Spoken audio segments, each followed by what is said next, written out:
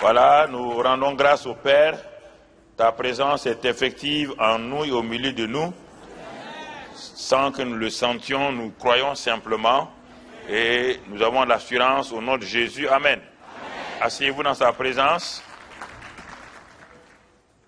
C'est moi qui joue le rôle d'accueillant. Nous accueillons aujourd'hui le pasteur Yvan Kassanou.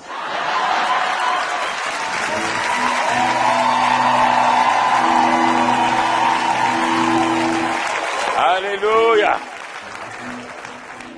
C'est notre pasteur principal. Comme il a osé venir nous visiter, on l'accueille. Voilà. Merci Seigneur. Et vraiment, je crois que Dieu veut que nous progressions avec lui. Et il veut que nous allions de l'avant et c'est pourquoi nous allons aller pas à pas. Demain, avec les 2 sessions qui vont se suivre les unes après les autres, c'est bon, la première session commence à quelle heure? 15 heures. Donc après ça, on aura un temps de... Et puis après, on va revenir. Demain, ce sera un temps, préparez-vous, parce qu'on va faire un échange. On va faire une évaluation spirituelle pour voir ce que tu as saisi effectivement. Parce que vous savez, il y a ce qu'on appelle l'information et la révélation. L'information vous donne des données qui vous permettent de réfléchir vous-même, de voir comment vous pouvez composer des choses. La révélation va au-delà de ça. Dans la révélation, il y a une capacité implicite qui est cachée dans la révélation. La révélation a sa propre capacité. Et quand la capacité vient, quand la révélation vient, la transformation est facile. L'information, tu es obligé de chercher et tu t'épuises. La révélation a en elle-même tous les ingrédients pour ta transformation. Et que cela s'accomplisse dans ta vie au nom de Jésus. Que cela soit ton partage au nom de Jésus. Ça, c'est important, mon frère, ma soeur, que nous comprenions ces choses-là et que nous puissions aller de l'avant. Je voudrais tout juste... il y a une famille là que je voudrais voir peut-être s'ils sont là demain, la famille Ubuzenda, Wellard et Christelle. Est-ce qu'ils sont là? Christelle et Wellard et Ubuzenda. Ok, ils ne sont pas là? Ok, très bien. Donc, j'aurais voulu les voir demain entre les 2 séances. Alors, vous savez, la Bible nous montre que le Saint-Esprit conduit les fils. Il faut faire attention à ces mots quand on lit la Bible. On ne parle pas de quelqu'un de masculin. Le Saint-Esprit témoigne aux enfants, ceux qui sont nés de nouveau, qui sont enfants de Dieu. Ça, c'est Romains 8, verset 16. Ils témoignent à leur esprit qui sont enfants de Dieu. On voit les 2 mots esprit. Le mot esprit majuscule, c'est le Saint-Esprit, et le minuscule, c'est notre esprit. Dès le moment où notre esprit est régénéré, la première fonction du Saint-Esprit, c'est de me témoigner intérieurement, que je le sente ou pas, que je suis un enfant de Dieu. On l'a vu hier, parce qu'il dit qu'à tous ceux qui ont cru au nom de la parole lumière, à tous ceux qui l'ont reçu, Dieu leur a donné le pouvoir de devenir enfants de Dieu, lesquels ne sont nés ni de la chair ni de la volonté, mais de Dieu lui-même. Et c'est le Saint-Esprit qui produit cela. Important que nous comprenions. Alors, je suis enfant de Dieu, j'ai le témoignage intérieur. Et le témoignage intérieur est suivi de la joie du salut. J'ai la joie du salut. Mais le problème qui se pose, cette joie du salut-là va commencer tout doucement, au bout de quelques mois, à s'éteindre. Il y a un relais maintenant. Le Saint-Esprit a témoigné à mon esprit que je suis enfant de Dieu. Mais il ne veut pas s'arrêter là. Il veut me conduire sans que je ne sente obligatoirement la joie, la paix tout le temps. Et dans cette deuxième étape-là, pourquoi il veut me conduire? Il veut me conduire parce que le Saint-Esprit veut des fils de Dieu, des ouyos, des gens qui ont une maturité, qui ont un caractère et qui ont la confiance du Père pour leur confier la tâche qu'il a préparée d'avance pour eux, pour qu'ils les accomplissent. Donc le Père veut des fils. Et n'oubliez pas aussi, la création entière veut aussi des... La création entière ne veut pas des enfants. Elle veut quoi? Ah, donc vous avez deux personnes qui veulent des fils. Il y a Dieu lui-même qui veut des fils. Et la création qui nous entoure là veut des fils. Ne veut pas des enfants, ne veut pas des chrétiens. La création est fatiguée des chrétiens. La création veut des fils matures. Et pendant 30 ans, la Bible dit que Jésus-Christ, il faut bien comprendre, Jésus-Christ a été conçu par le Saint-Esprit, il est né enfant de Dieu. On ne l'a jamais appelé fils. Il est né enfant de Dieu. Ça dans Luc 1. Si vous continuez dans Luc 2, vous allez trouver que cet enfant-là, il grandissait. 42, ensuite, Luc 2, 52, à 12 ans maintenant, à Jérusalem, on dit qu'il croissait en stature devant Dieu et devant les hommes. On parle de l'enfant Jésus. Ça, c'est le technon Jésus. Mais Dieu ne peut pas confier, bien que l'enfant Jésus ait dit à Marie et à Joseph, il faut que je m'occupe des affaires de mon père, c'est lui qui l'a dit. Mais le père ne lui a pas confié les affaires. Il a fallu 18 ans plus tard que le père dise devant Jean-Baptiste et tous ceux qui étaient là, tu es mon fils, mon ouios, en qui maintenant j'ai mis. Le français est très faible, il dit toute mon affection. Ce n'est pas vrai. Puisqu'on dit que Jésus, Dieu était en lui. Donc Dieu vient par le Saint-Esprit qui est descendu là, Dieu venait de transférer la plénitude de la divinité dans un être humain pour la première fois. Pour la première fois, depuis Adam, un homme va contenir Dieu dans son esprit, pour la première fois. Et en ce moment-là, Dieu ne l'appelle plus enfant, Dieu l'appelle fils, ouios. Ça n'a rien à voir avec le genre. On ne parle pas de masculin. On parle de la maturité. Regarde son caractère depuis ce temps-là. Satan est venu pour le tenter. Il a dit qu'il était tenté en toutes choses. Il n'a jamais failli.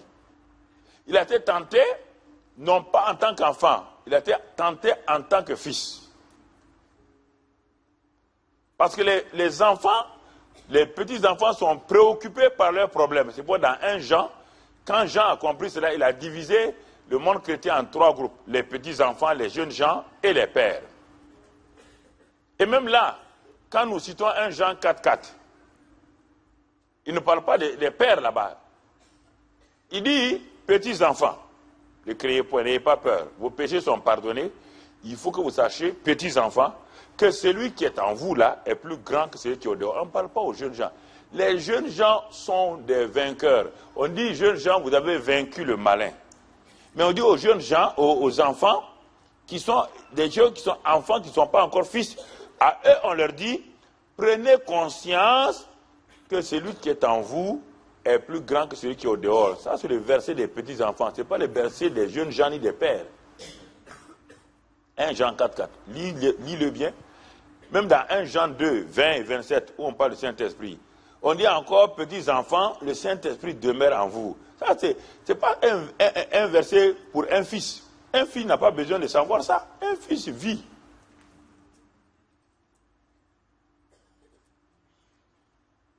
« 1 Jean 2, 20, 1 Jean 4, 4, on ne parle pas de fils, on parle de petits-enfants. Tout le temps, le mot petits-enfants.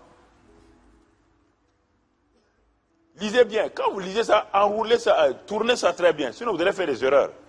Vous allez vous appuyer sur cela. Ça veut dire que vous avez accepté que vous n'êtes que des petits-enfants. Vous-même, vous venez de vous condamner que vous êtes des petits-enfants. C'est pourquoi le Père ne peut pas vous confier quelque chose. Les choses qu'il a préparées, étant donné que vous êtes sa création, Éphésiens 2, 8, Éphésiens 2, 10, les choses qu'il a préparées pour vous les donner, il ne peut pas vous les donner. Pourquoi? Parce que vous n'êtes pas capable. Comme Galate l'a dit, vous êtes un héritier incapable de gérer les affaires du Père parce que vous n'êtes pas un fils vous n'êtes qu'un petit enfant. On ne confie pas les affaires du royaume à un petit enfant. On les confie à un homme de caractère, un homme qui sait gérer, un homme qui sait conduire les choses. Bien que le royaume soit une réalité, le royaume, ce n'est pas un élément géographique. Non. Le royaume est contenu dans le Saint-Esprit.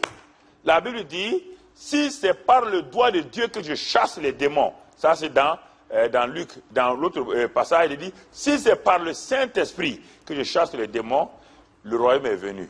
Le royaume est venu par qui? Par le Saint-Esprit. Donc le royaume est plus petit que le Saint-Esprit. Le royaume est dans le Saint-Esprit. C'est le Saint-Esprit qui manifeste le royaume. C'est pourquoi on dit le royaume, Romains 14, 17, le royaume c'est la justice, la paix et la joie par qui? Par le Saint-Esprit. Par le Saint-Esprit.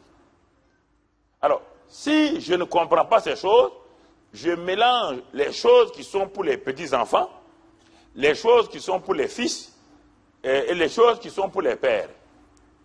Mais quand on arrive au père dans 1 Jean 2 là, on dit, les pères, on ne leur demande pas de savoir si le Saint-Esprit est en eux, on ne leur demande pas que le Saint-Esprit demeure en eux, on ne leur dit pas que le Saint-Esprit, celui qui est en eux est plus grand.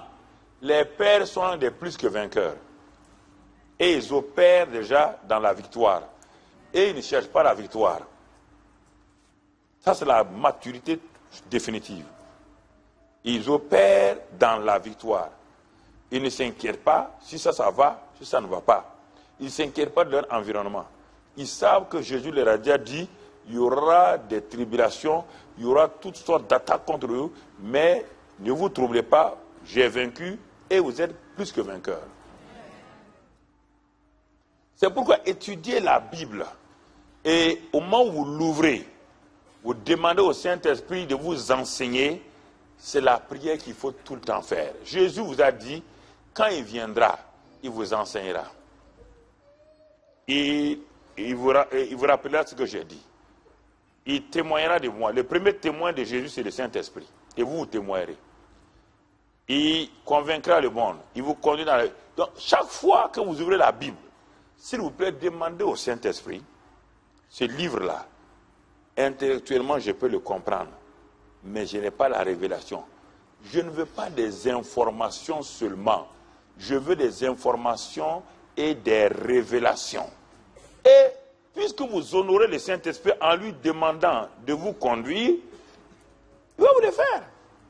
C'est comme Philippe et l'Éthiopien.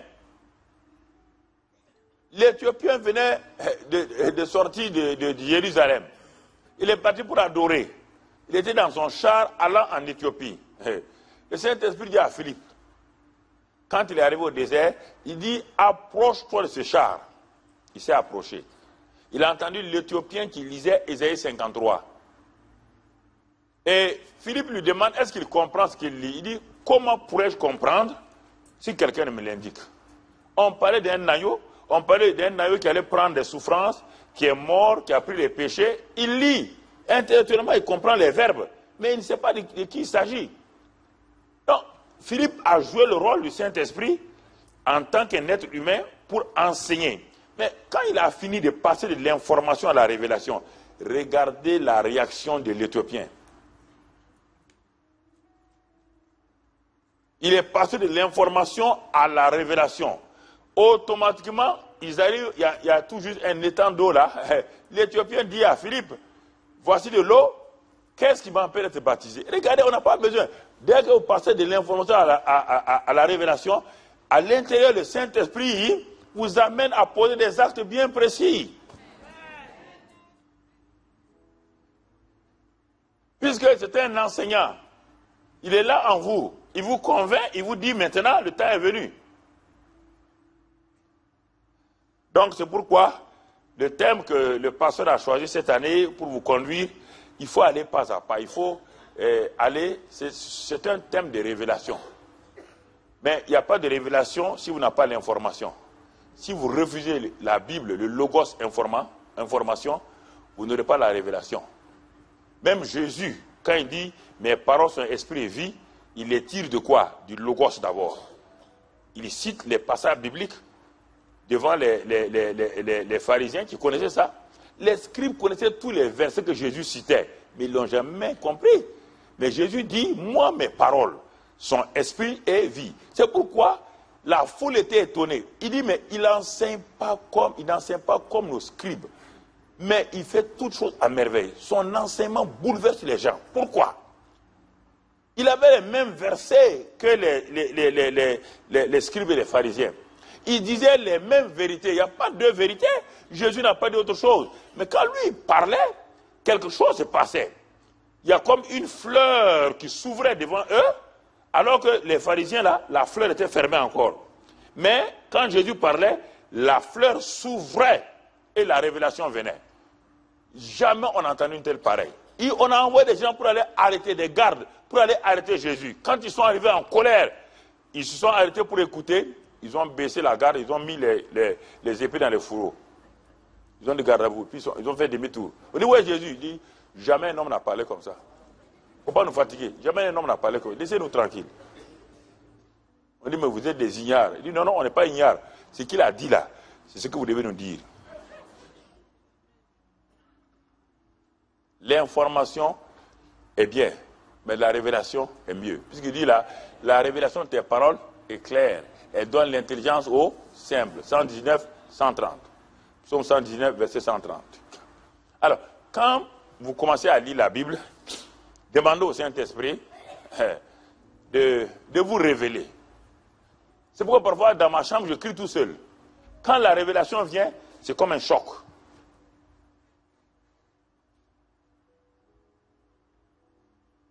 C'est comme Pythagore. Quand il a dit Eureka, Eureka, ils ont dit, mais qu'est-ce qu'il y a? Il a trouvé quoi? Il a trouvé les principes. C'est pourquoi il a crié Eureka, Eureka. C'est-à-dire, j'ai trouvé, j'ai trouvé. Il a trouvé quoi? Ce qu'il cherchait à longtemps. L'information, c'est de dire que les microbes existent. La révélation, c'est d'utiliser les microscopes pour voir les microbes. Celui qui a l'information tombe malade. Parce qu'il ne voit pas les microbes. Celui qui a la révélation, quand lui regarde, il voit les microbes jouer. Et l'autre a de l'eau, il veut boire. Il dit attention, il dit non, il n'y a rien, je ne vois rien, c'est normal. Il dit que tes yeux naturels ne peuvent pas voir les microbes. Il te faut un instrument qu'on appelle le microscope. C'est le microscope qui te permet de révéler les microbes. C'est pourquoi beaucoup de gens lisent la Bible avec leurs yeux naturels. Ils ne peuvent pas voir ce qui est là-dedans. Parce qu'ils n'ont pas la révélation du Saint-Esprit. Les choses invisibles, on ne peut pas les voir comme cela. Les choses invisibles sont vues lorsque nous sommes connectés au Saint-Esprit. C'est écrit dans le livre de Corinthiens, et je peux vous le donner, ce n'est pas dans mon message ce matin, mais je vous donne, et ce soir-là, je vous donne cela pour vous aider à comprendre effectivement ce que Dieu veut que nous puissions comprendre. Il dit par exemple, 1 Corinthiens 2, il dit, mais comme il est écrit, verset 9, comme il est écrit, ce sont des choses que l'œil n'a point vues. Vous voyez bien? Que l'œil n'a point vu, l'œil naturel ne peut pas voir. Que l'oreille n'a point entendu, l'oreille n'entend pas. Et qu'ils ne sont point montés au cœur de l'homme. Des choses que Dieu a préparées pour ceux qui l'aiment. Dieu a préparé ces choses pour ceux qui l'aiment. Vous voyez bien? Ah oui, mais je suis chrétien. Non, non, non. Dieu dit, est-ce que tu m'aimes? J'ai préparé des choses pour toi. Qui? Toi qui m'aimes. Si tu m'aimes. Et maintenant, il dit, Dieu nous les a révélés.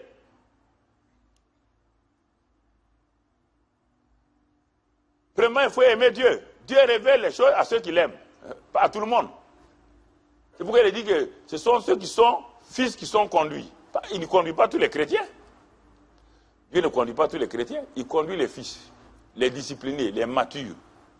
Et il dit ici que les choses qu'il a préparées pour ceux qui l'aiment là, il les a révélées par l'Esprit. Car l'Esprit sonde tout, même les profondeurs de Dieu. Quand tu es dans le monde de l'esprit, tu es assis ici, à Paris, et brusquement Dieu te révèle ses profondeurs. Le Saint-Esprit communique, il te révèle les profondeurs de Dieu. Tu es émerveillé, tu es dépassé. C'est ça que le Saint-Esprit fait, à travers ton esprit. Et c'est ce qui permet de savoir que tu es une branche du cep divin. Et dans la branche déjà, la branche ne produit pas. Le verbe pour la branche porte des fruits. Elle ne produit pas des fruits. Mais le Saint-Esprit produit le fruit. Parce que le fruit de Galates 5, c'est le caractère du Saint-Esprit. Et comme tu es une branche, pour qu'on sache de quel genre de personne tu es, maintenant tu portes le fruit. Et les gens savent à travers toi que tu es un fils de Dieu. Ils vont voir l'amour, la joie, la paix, ils vont voir ça. Toi tu es un enfant de Dieu, oui, oui. Tu es un chrétien, oui, oui. Pourquoi? Parce qu'ils voient des choses. C'est ça le sarma et le cep. Jésus, c'est le grand Dieu illimité là. Il n'y a pas de Jésus au ciel. Avant qu'il ne vienne sur la terre, il n'y a pas de Jésus. Où est-ce que tu l'as vu? Jésus était caché dans le Père. Il n'y a pas quelqu'un qu'on appelait Jésus au ciel. Ça n'existe pas. S'il existait au ciel comme ça, il allait descendre directement. Il est dans le sein du Père. C'est la parole, c'est le logos qui est dans le Père. Il dit, la parole était avec Dieu, la parole était Dieu. Et elle est devenue chair. On te dit, le français est clair. Si tu traduisais en grec, tu vas le comprendre mieux. La parole là est devenue chair. La parole là est esprit.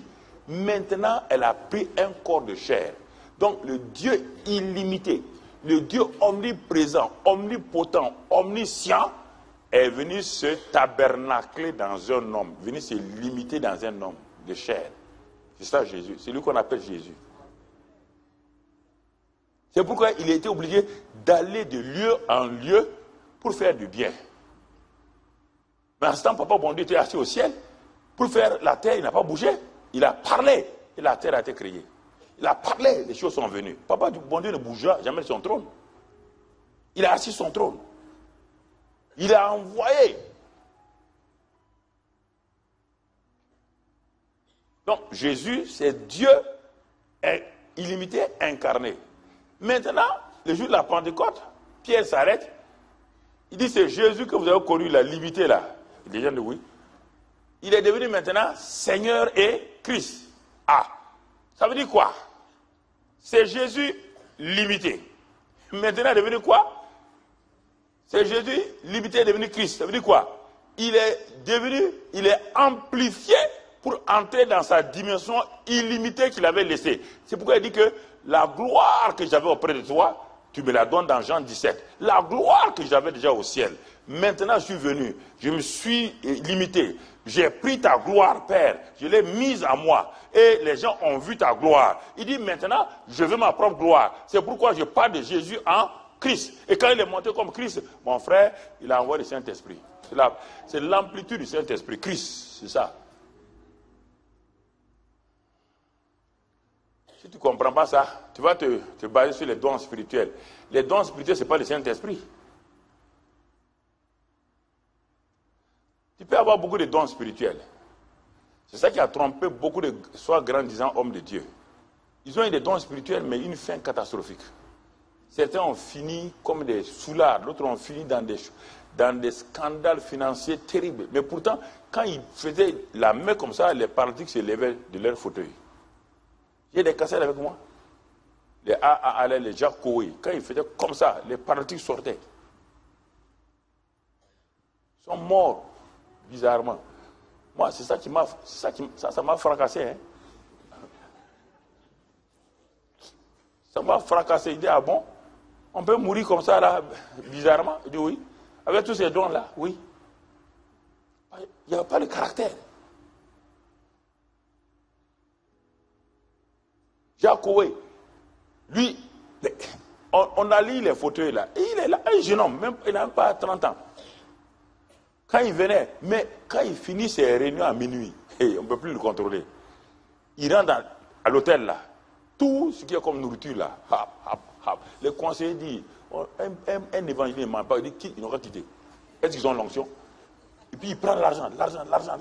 On dit, non, fais attention, et puis il parle mal aux gens. Dieu a prévenu un jour, connaître Again, que le petit là va mourir jeune. Il ne respecte personne. Il n'a pas de caractère. Il est mort jeune comme ça. Il est mort jeune. Donc la maturité est très importante. N'oubliez pas que les dons spirituels nous accompagnent. Ça nous accompagne. On n'a pas besoin que tu... Ça nous accompagne. Mais la maturité, ça ne nous accompagne pas. On grandit là-dedans. On grandit là-dedans. Ça forme ton caractère. C'est différent. Ça forme ton caractère. Et quand il y a ça, de quelle manière ces choses-là vont se faire? Alors, bien aimés frères et sœurs, c'est pourquoi dans la Bible, dans l'Ancien Testament même, on disait qu'il y avait la différence entre Moïse et le peuple. Moïse, lui, il suivait les voies de Dieu. Mais le peuple voulait les œuvres de Dieu. C'est pourquoi ils n'ont pas pu rentrer en Canaan. Ils ont empêché Moïse de rentrer. Moïse connaissait les voies de Dieu. On n'a pas dit V-O-I-X, hein, V-O-I-E. C'est-à-dire les voies, comment Dieu opère, comment Dieu parle, comment Dieu conduit les gens. C'est pourquoi Moïse ne bougeait pas tant que Dieu ne bougeait pas. Mais le peuple voulait les œuvres de Dieu. Quand il se lève, il dit, bon, on veut du pain aujourd'hui. Si tu ne donnes pas du pain, tu es cadavre. Nous, on retourne en Égypte. Et Moïse était obligé de courir vite, aller chez Dieu. Dieu dit, bon, laisse-les. Je vais faire pleuvoir le pain. Il connaissait les œuvres de Dieu, il ne connaissait pas Dieu. Moïse connaissait les voies de Dieu, c'est différent. Dans le Nouveau Testament, c'est la même chose. Il y a beaucoup de gens qui veulent les œuvres de Dieu, les œuvres du Saint-Esprit, mais ils ne connaissent pas la voie du Saint-Esprit. Ils ne savent pas comment le Saint-Esprit opère, quel est son caractère, ce qu'ils n'aiment pas. L'électricité est très importante, mais si tu t'amuses à enfreindre à ces règles, la même électricité te tue, même si tu habites dans la maison il y a 30 ans. Tu ne peux pas dire, électricité, tu me connais, hein, ça fait 30 ans qu'on est ensemble ici, et tu prends je sais pas moi, un fil de fer ou bien une pointe, à le mettre dans la prise, tu seras électrocuté. Le Saint-Esprit est comme ça. Lui, on ne peut pas... Le Père, si tu l'insultes, il n'y a pas de problème. Le Fils, il est venu pour ça, il est venu prendre les péchés. Pas toucher au Saint-Esprit. Hein. Lui, il ne s'amuse pas. Lui, il ne s'amuse pas. Hein. Il n'est pas venu pour sauver les gens. Lui, il est Seigneur. Ah non, il n'est pas venu pour sauver les gens. Le Sauveur, là, c'est Jésus. C'est pourquoi on l'appelle le Seigneur Jésus-Christ. Il est Sauveur et Seigneur. Mais Jésus dit, et dans l'épître de Paul aux 2 Corinthiens 3, il est dit que le Saint-Esprit aussi est Seigneur. Mais Seigneur dans quoi? Pour diriger ta vie. Il est le patron. Jésus-Christ, pour venir sur la terre, il a emprunté le corps d'une jeune fille vierge. Il a emprunté le corps d'une jeune fille qui était déjà fiancée à un homme. Ce n'est pas fini. Pour naître, il a emprunté une étable qui n'est pas pour lui, l'étable des animaux. Tu comprends? Pour entrer à Jérusalem, il a emprunté un âne qui ne lui appartient pas. Pour manger le dernier repas, il a emprunté une chambre haute de quelqu'un. Ça, c'est Jésus. Et quand il est mort, il a emprunté même un tombeau, le tombeau de Jésus d'Arimathée. Rien ne lui appartenait. Il était locataire. Mais le Saint-Esprit dit, moi je suis propriétaire. Je suis propriétaire. Ne t'amuse pas avec moi. Je ne suis pas venu louer ta maison. J'ai racheté ça quand Christ est mort. Il est venu me donner la facture au ciel. Il y a des Saint-Esprit. Ces gens-là, je les ai rachetés à un grand prix. J'ai pris le prix, là, la facture, j'ai regardé. C'est le sang de Jésus. J'ai dit, mais on ne doit pas s'amuser avec ça. Tu as racheté ces hommes avec quoi? Ton sang précieux. Tu les as rachetés, il dit oui. Il dit, mais ça, il est descendu. Et il te dit que maintenant, nous avons été rachetés à un grand prix. Nous ne nous appartenons plus à nous-mêmes. Nous appartenons au Seigneur. Alors c'est pourquoi le Saint-Esprit, lui, il ne connaît pas ça. Lui, il veut que tu marches droit. Il n'y a pas à dire, tu t'as mis à lui, tu fais ça, tu es cadavre comme Ananias et Saphira.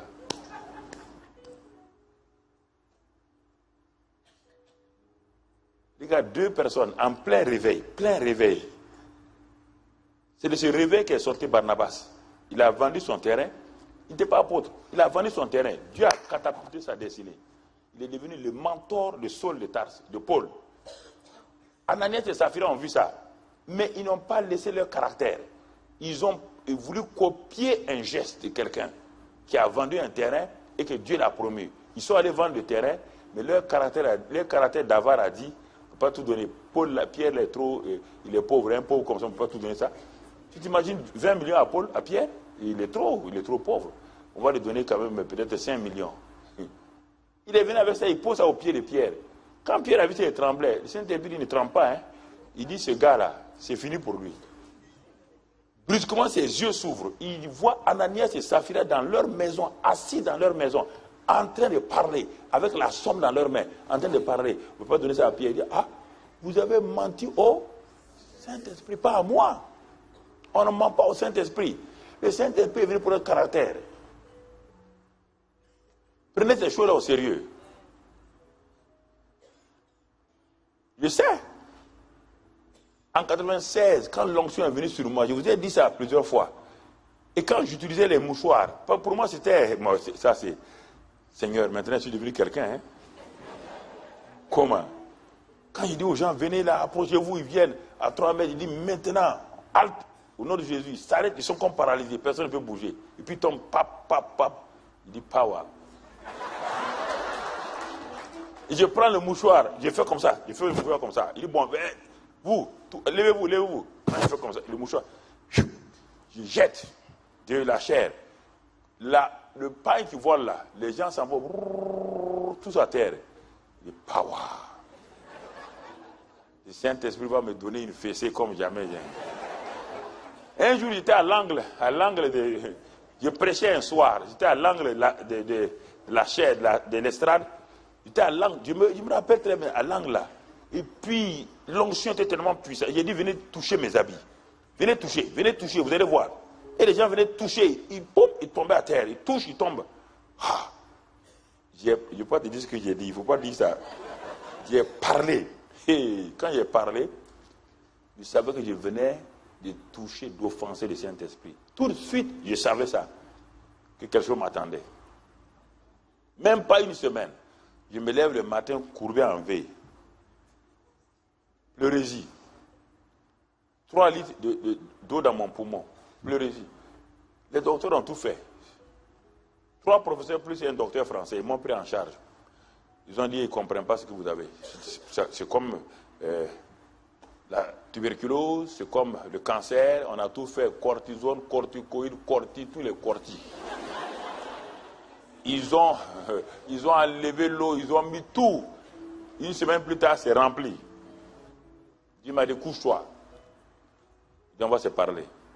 Il dit, vous les hommes de Dieu, quand vous êtes sur vos 2 pieds et que l'onction est sur vous, vous regardez tout le temps devant vous, jamais vous ne levez les yeux vers le ciel. Maintenant tu es couché, tu regardes vers où? Il dit, mais vers le ciel. Il dit, ok. Très bien. Maintenant on va se parler. Et puis il laissait quand tout le monde partait, hein, ma femme au travail, les enfants, quand j'étais seul à la maison, c'est là-bas qu'il me parle. Il dit, prends ta Bible. Il m'a lavé comme on lave quelqu'un. Lavé très bien, lavé, brossé, tout. 6 mois. Et puis j'ai dit à Dieu, mais quand même toi aussi, il ne faut pas faire comme ça, c'est la honte là. Moi j'ai prié pour des gens, ils sont guéris, des aveugles, tout ça, ils voient. Et moi je suis là 6 mois couché. Il va dire que j'ai trop péché. Il dit, tu n'as qu'à pécher, tu restes ici. Donc c'est ça qui t'intéresse. Que tu es malade, ce que les gens vont dire là. C'est ça ce que les gens vont dire là. Il dit, tu restes ici couché. Ils ont tout fait. À la fin, le médecin français m'a dit, il dit, mais je ne sais pas, on ne sait pas quel est le métier de votre mari. Hein. On n'a jamais vu ça. On m'a mené à l'hôpital militaire. Il y a un adjudant-chef qui fait de la radio. Chaque fois qu'il fait de la radio là, il remet la tête. On enlève l'eau, quand on revient faire, c'est rempli. Les militaires ont une manière de saluer les gens. Ils disent quoi? Bon quoi là, dans leur langage. Et ils me disent ça. Un jour, j'ai dit à Dieu, il dit, bon, tu as pu sécher la mer Rouge qui a des millions de mètres cubes d'eau. Ce n'est pas 4 litres qui a un problème. il faut d'abord que je règle ma vie avec toi. Dieu a commencé à mettre de l'ordre dans ma vie. Il a dit, appelle tous tes anciens, les anciens qui sont avec toi. On n'était pas très nombreux à l'époque. J'ai appelé les 4 anciens, les pasteurs là. Ils sont venus dans mon salon, ils sont assis. Et Dieu m'a dit de vous demander pardon. Parce que ma manière de faire, de vous gérer n'a pas été correcte. J'ai demandé pardon à chacun. Et ils m'ont pardonné. Il dit, bon, vous partez. Il a dit, bon, prends ta femme, tes enfants. Tu es un petit dictateur ici. Assois-toi, couche-toi dans le lit. Ils vont t'entourer. Chacun va te dire ce qu'il pense de toi. Je ne t'encourage pas à faire ça. Tu vas entendre des choses que ton dernier fils va te dire, tu as envie de disparaître.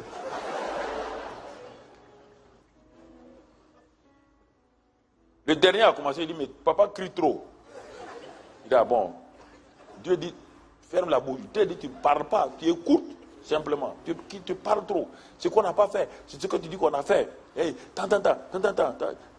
Quand les 4 ont fini, il laissait le gros lot. C'est la femme.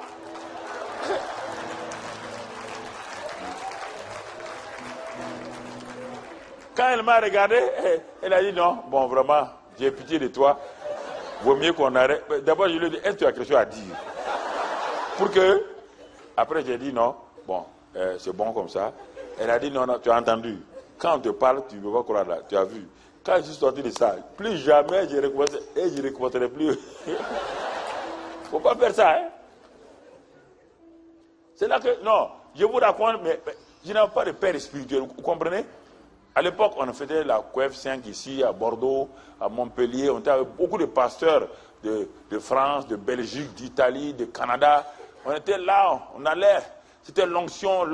Quand il m'avait à Brazzaville, on dit l'homme de l'onction est venu. J'aimais ça. À Kinshasa, au palais de la culture à Kinshasa.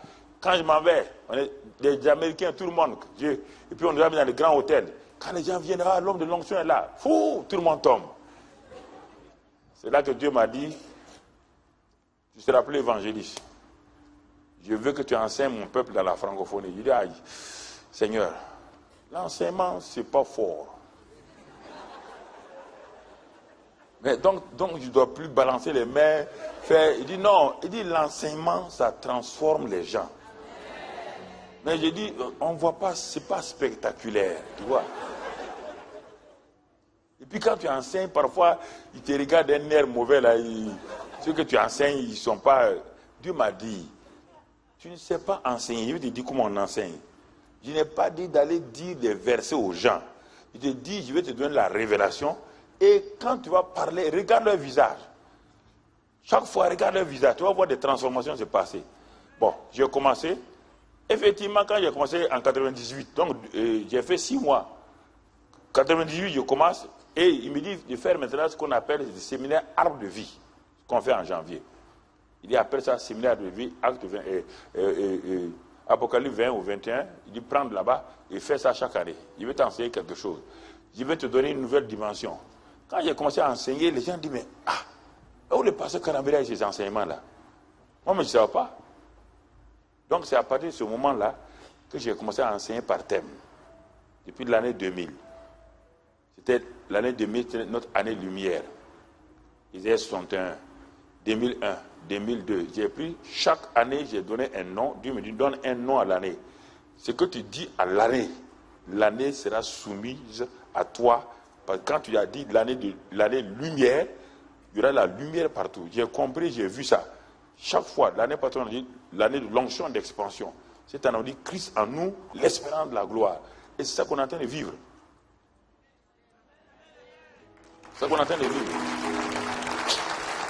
Donc, je te donne ça. Demain, on aura le temps de faire l'évaluation spirituelle à la première session de 15 heures.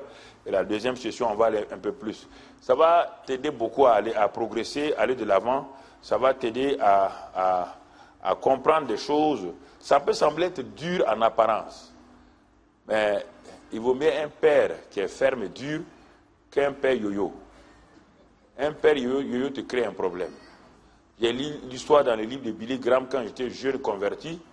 La paix avec Dieu ou quoi, je ne sais pas dans ce livre dans lequel, à New York, un enfant qui est un jour venu, il a pris la clé de la voiture et le compte bancaire, le chéquier, il a jeté sur son père qui était assis au salon.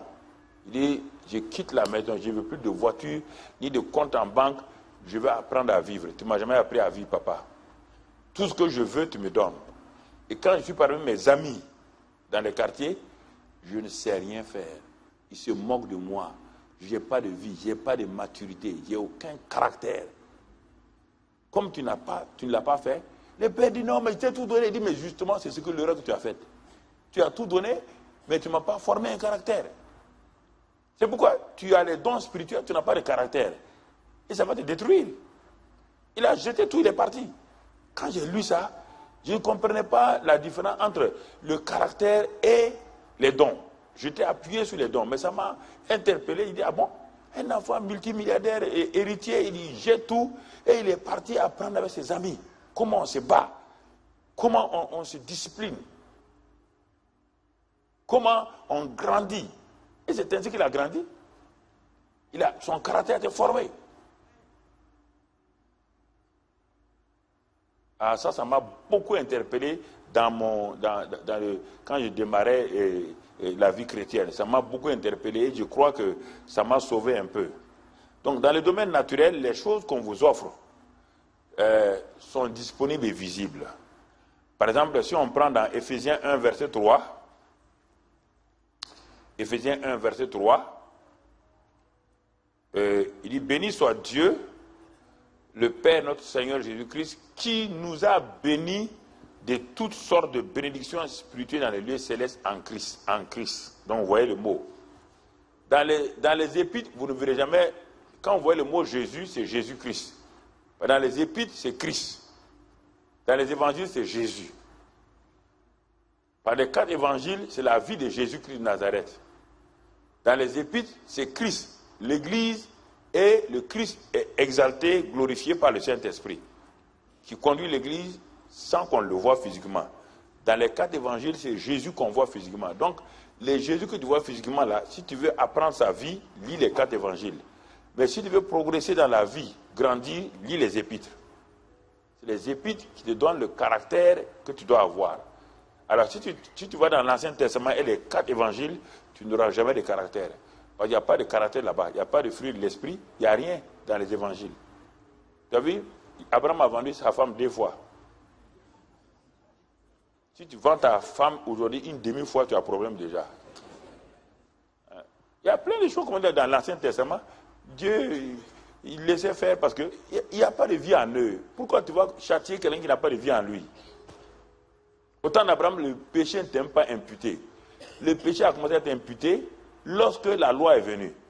Quand on a dit tu ne voleras pas, c'est en ce moment que Dieu a dit, bon, si tu voles, on te punit. Mais au temps d'Abraham, là, regardez un voleur patenté comme Jacob, un escroc, licencié escroquerie. Rien, Dieu vient lui dire que tu seras un grand homme, il devient un grand homme. Mais regarde sous la loi, quiconque, regarde, sous la loi, regarde, celui qui a volé un peu l'argent comment on appelle, Jéricho. Il était sous la loi, paf, toute sa famille a été enterrée. Alors il a fait moins que Jacob. Jacob n'était pas sous la loi parce que la loi n'était pas encore venue. La loi n'était pas encore venue. Dans l'Ancien Testament, il y a 2. Il y a Abraham et les patriarches aucun n'était sous la loi. Et la loi est venue avec Moïse, le médiateur. Et puis ensuite, Jésus, le dernier prophète, Jean-Baptiste est venu, il a fini. Et Jésus a accompli toute sa vie sous la loi. Il a accompli la loi, il a commencé la grâce. Alors, si tu veux aller sous la loi, tu as des problèmes. On prend des éléments de la loi et on part les enrichir avec la grâce. Et maintenant, tu permets à l'Église ou à toi-même de vivre. Ne prends pas seulement la loi, parce que tu ne voleras pas là. On ne dit pas comment tu ne dois pas voler. Mais sous la grâce, la loi elle est toujours là. Mais Christ l'a accompli. Et par le Saint-Esprit, il a inscrit ça dans ton cœur. Quand tu veux même voler, déjà le Saint-Esprit te dit que le vol n'est pas bien. Il t'empêche de voler. Mais les autres là, il n'y a personne qui les empêche de voler. N'importe que leur volonté. Et leur volonté, n'étant pas né de nouveau, il volait, il faisait tout ce qu'il voulait. Donc, si tu commences à prêcher l'Ancien Testament, termine par le Nouveau Testament pour enrichir ceux qui sont avec toi. Si tu arrêtes là-bas, tu crées un problème aux gens, parce qu'aucun de l'Ancien Testament n'a réussi. Quand on les regarde, selon les normes, ils ont réussi. Mais selon les normes du Nouveau Testament, aucun n'est entré. C'est pourquoi Hébreux 11 se termine en disant qu'ils nous attendent maintenant. Ils nous attendent. Alors, quand on regarde ces choses-là, il est dit ici, dans Ephésiens 3, comme 1, 3, comme on vient de le lire, que nous avons été bénis. C'est un fait accompli. Mais un fait accompli ne veut pas dire que ça se manifeste dans la réalité. C'est ça le problème. Ah, mais si Dieu m'a guéri, mais pourquoi je ne suis pas guéri? Entre le fait que Dieu t'a guéri, ça c'est ton acte à lui, et ta guérison, il y a quelque chose qui doit se passer. Et les chrétiens sont frustrés. Il dit, Dieu nous a bénis de toute bénédiction spirituelle dans les lieux célestes en Christ. En Christ, Christ est le paquet. C'est le colis de Dieu dans lequel Dieu a mis tous les trésors. La plénitude. Christ est le colis. Le colis de Dieu, le don de Dieu, dans lequel Dieu a mis la vie éternelle. Il a mis les dons du Saint-Esprit. Il a mis le fruit de l'Esprit. Il a tout mis en Christ. Et il te dit, il t'a déjà béni de ça. Ça, c'est un fait accompli de Dieu. Dans le domaine de Dieu, c'est un fait accompli. Mais on te dit maintenant, tu dois manifester ces choses-là. Mais entre ce que Dieu a fait et pour rendre ça visible, parce que Dieu l'a fait dans l'invisible, pour le passer de l'invisible au visible, il y a quelque chose quelque chose que tu dois utiliser. Hier, on a vu un peu, peut-être demain, mais ce soir-là, je vais mettre l'accent sur un élément important qu'on appelle la foi. Le thème, c'est la foi agit et prend possession. Notre titre, c'est la foi agit et prend possession. Qu'est-ce que la foi dans ça? La foi dans ça. Dieu a béni. Toute bénédiction. Et il me dit qu'il m'a béni. Et moi, je suis arrêté là. Je ne vois aucune manifestation de cette bénédiction-là. Alors, mais je suis frustré. Pourtant, lui, il ne peut plus revenir sur sa parole, il ne ment pas. Il dit qu'il m'a béni en Christ. Et ce Christ est à moi. Mais maintenant, il faut savoir activer par la prière en langue régulièrement ce don qui est en toi. Il faut la foi qui va agir maintenant pour entrer en possession de ce que Dieu t'a donné. Et c'est là où les chrétiens, il y a un problème. Comment passer les choses que Dieu nous a données dans notre vie personnelle? Voici tout le problème. Et c'est là qu'il faut bien écouter ce que Dieu fait, comment il agit. Sinon, tu vas te frustrer en permanence. À la fin, tu vas dire que ce n'est pas vrai, ça ne marche pas. Pourtant, ça marche. Si ça ne marchait pas il y a 42 ans, 73 aujourd'hui, 2015, ça fait 42 ans, depuis longtemps, je serais parti. J'aurais abandonné la vie chrétienne. Si ça ne marchait pas. Donc, c'est pourquoi il est important que tu comprennes. Le Christ qui est en nous, par le Saint-Esprit, contient tout. Dieu ne fait rien en dehors de Christ.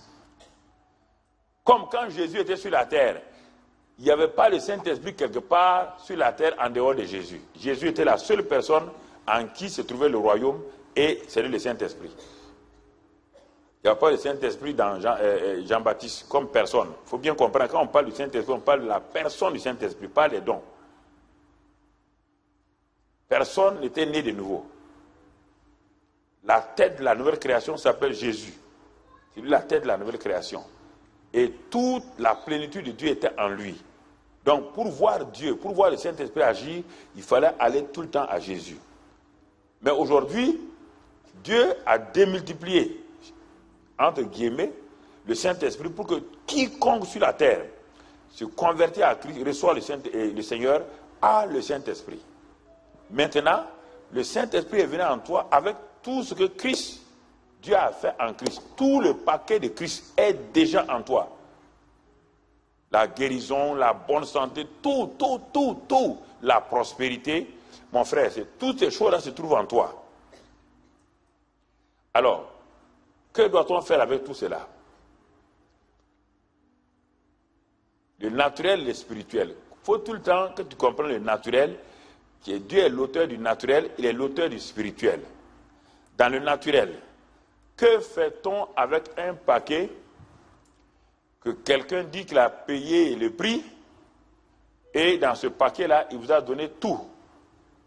Il a tout mis là-dedans, il dit, il vous a béni avec ce paquet-là.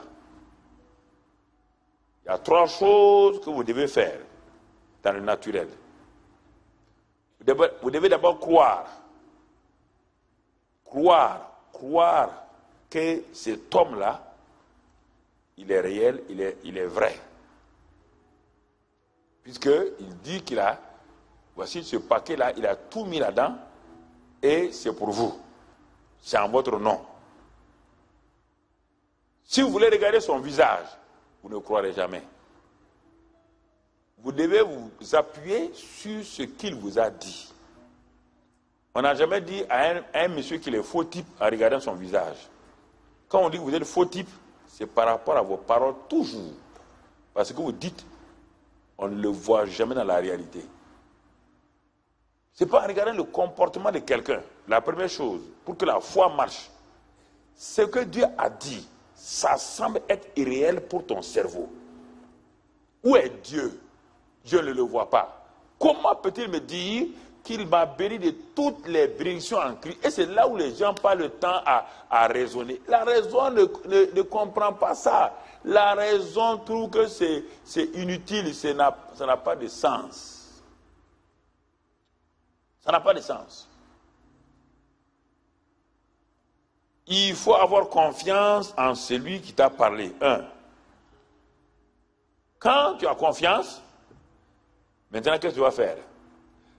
Tu vas aller vers la personne, tendre ta main pour prendre le cadeau. Et il t'a dit que dans ce paquet-là, c'est tout telle chose. Tout ce dont tu as besoin. Tu prends le paquet, mais si tu pars poser le paquet, tu ne sauras jamais quels sont les cadeaux qui sont dans le paquet. Il faut l'ouvrir. Et s'il y a une montre dans le cadeau, la montre va te servir pour voir l'heure. S'il y a des ciseaux, tu ne vas pas utiliser les ciseaux n'importe quand. Quand tu auras besoin de ciseaux, les ciseaux sont déjà où? Donc dans le paquet.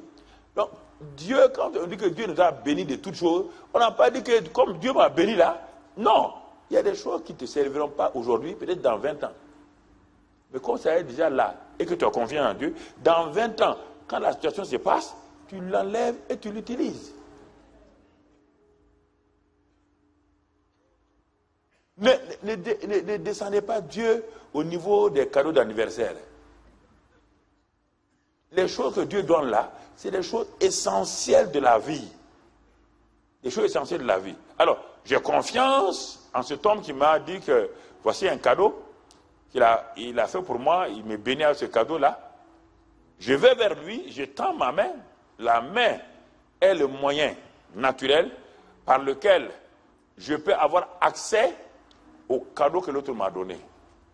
C'est pourquoi la foi est une main spirituelle. Je ne prendrai pas un cadeau avec mes dents. Si le type ne donnera pas le cadeau, c'est avec ma main ou les deux mains que je tends les mains pour recevoir le cadeau. Et quand je le reçois, je l'amène vers moi. Je l'amène. Je prends possession du cadeau. Le cadeau a changé de la main du propriétaire initial et je deviens le nouveau propriétaire du don dès le moment où il passe dans mes mains. Puisque la personne me dit maintenant, dès que tu l'as reçu, c'est pour toi. Donc, dans ça, il y a le caractère déjà. Il y a tout. Mais les gens se précipitent sur les choses qui n'ont pas beaucoup de... pas qui n'ont pas beaucoup de valeur. Parce qu'ils frappent les choses, c'est tout de suite les dons spirituels. Mais ils oublient qui a le caractère de Christ. Quand on dit en Christ, là, il y a son caractère dans ces dons-là, dans ces bénédictions. Mais les gens se précipitent. Bon, si avec ça je peux devenir prospère, ils vont chercher la prospérité. À un moment donné, ils ont la prospérité, mais ils n'ont pas le caractère. L'argent devient un problème pour eux. Ça devient un problème pour eux. L'amour qui est là, non, ils cherchent autre chose. Et maintenant, la famille est dans des problèmes, ils n'ont pas l'amour. Ils auraient dû d'abord prendre les choses essentielles, le caractère, tout en utilisant les choses secondaires, entre guillemets, qu'on appelle les dons. C'est pourquoi Dieu dit, cherchez premièrement le royaume. Et dans le royaume, c'est quoi? C'est la joie, la paix, l'amour, la justice. C'est ça les choses essentielles. Et les autres choses vous accompagneront sans effort. Mais si tu renverses, tu auras des problèmes. On ne peut pas bâtir le caractère de quelqu'un avec des choses secondaires. Ce n'est pas les bijoux qui bâtissent le caractère de quelqu'un. Ce n'est pas des habits. Non. Mon caractère est intérieur. C'est l'homme intérieur. Donc, le don de Dieu contient les éléments utiles à mon homme intérieur et à mon homme extérieur. Mais si moi je commence, parce que c'est facile, vous savez, les choses de l'homme extérieur sont faciles. Un habit à porter, c'est facile. Mais un caractère à changer, c'est difficile. Ah, c'est pourquoi tout le monde s'est prévu sur les choses extérieures. Tout de suite là, j'habille, je mets ça, je mets une cravate. C'est bien. Mais tu ne laisses pas grandir l'homme intérieur. Alors que la Bible dit que chaque jour, l'homme extérieur se détruit et l'homme intérieur se renouvelle. Il se renouvelle. Comment? Lorsque tu le laisses agir, l'homme intérieur grandit. Il grandit plus rapidement que tu ne le crois. Donc, c'est une chose et tu commences à les utiliser. C'est pourquoi, dans le paquet spirituel de Christ, il y a tout dedans. J'ai noté quelques éléments, il y a tout dedans. J'ai noté quelques éléments. Il y a le salut de l'âme. Il y a la guérison. Il y a la bonne santé. La guérison est différente de la bonne santé. La guérison, c'est quand tu es malade. La bonne santé, quand tu n'es pas malade. Tu entretiens la santé. C'est ça. Il n'y a pas un médecin de bonne santé. Il y a toujours un médecin pour la maladie. Donc, entretiens-toi, entretiens la bonne santé. C'est mieux que d'être malade et d'être guéri. C'est ça, mon ami. Ensuite, il y a la prospérité. Il y a la victoire, le succès. Il y a une heureuse vieillesse. Le psaume 103 t'a dit cela. Il dit, les bontés de Dieu, rassasies de longs jours, il satisfait du bien fait ta vieillesse et te rajeunit comme l'aigle. Dieu n'a jamais dit qu'on doit mourir par des maladies longues et tout. Jamais. Dieu n'a jamais prévu ça. Jamais. Vous laissez Satan vous inventer des choses. Chaque fois que ça arrive, ça nous arrive parce qu'on ne comprend pas. Dieu ne peut pas tuer. Il a dit qu'il a tué, il a frappé son fils pour les péchés, les maladies. Et en même temps, les maladies pour lesquelles il a frappé son fils, prendre ça, venir mettre sur toi. Il est insensé ou bien quoi? Toute maladie vient de mon comportement, de ma manière de faire et des choses que je ne comprends pas, de mon environnement. Ça ne vient pas de Dieu. J'entends des gens que Dieu corrige les gens à des maladies. Va prendre de mètres, promène-toi, prends un cancer, va corriger ton enfant avec ça. Même toi qui es méchant là. Tu as déjà corrigé ton enfant avec un cancer? Alors comment le bon Dieu va corriger quelqu'un avec un cancer? Pourquoi vous mentez sur lui comme ça? Tu vas le trouver là-haut. Continue à mentir. Tu vas le trouver. Il va te dire, tous tes mensonges, il va les marquer. Dès que tu arrives, dis bon, viens t'asseoir. Tout ce que tu as menti sur moi là, regarde d'abord. On va régler ça. Tu vas dire aux montagnes tomber sur moi, il dit, montagne dit, je ne te connais pas. Règle ton problème avec ton créateur. Il y a des mensonges comme cela. Des mensonges. Quand vous entendez les gens, mais pourquoi Dieu m'a fait ça? Quel orgueil. Toi, même moi, tu ne peux rien faire à moi. Tu vas t'asseoir et dire à Dieu, pourquoi Dieu me fait ça? Hein? Mais pourquoi Dieu a fait ça à telle fille-là? Des mensonges. Et tu écoutes ça. Ah, on ne comprend pas, hein? Pourquoi Dieu a fait ça à cette sœur-là? Elle est fidèle. Ah bon? Donc Dieu est son ennemi d'un être humain. Et toi, tu acceptes ça, tu veux te consoler avec ça. C'est du mensonge. C'est du mensonge. Dieu va te faire quoi? Oui. Le manque de compréhension font que les gens deviennent des victimes d'eux-mêmes. Pas de Dieu ni de Satan, d'eux-mêmes. Dieu va te faire quoi? Il va te faire quoi? Toi là, tu peux faire quoi à Dieu? Il va régler avec toi. Même le président de la République ne te connaît pas. Il y a des gens de la ville, là, si tu vois même, ils vont dire, oh, toi, tu n'es rien. Et Dieu, le grand Dieu, là, le créateur, là, qui est assis là-haut, là, qui est capable de tout, qui est capable de dire, ouf, viens là-haut, et en un clin d'œil, tu vas là-haut. C'est lui qui va te frapper à des choses, Dieu devient ton ennemi. Et toi, tu crois à ça. Réfléchissez vous-même. Alors, comment pouvez-vous croire à ça, et qu'on vous dit, on va poser les mains pour être guéri, vous serez guéri? Comment? Puisque celui qui va guérir, là, il guérit au nom de qui? Au nom de Jésus, qui est le Fils de Dieu. Tu dis à son père qu'il est méchant, le Fils va te guérir? Changeons de mentalité. Grandissons. Il faut mûrir. Parce que la Bible, l'Ancien Testament, est écrit en hébreu. Et comme pour traduire l'Ancien Testament en français, nous n'avons pas de formule permissive.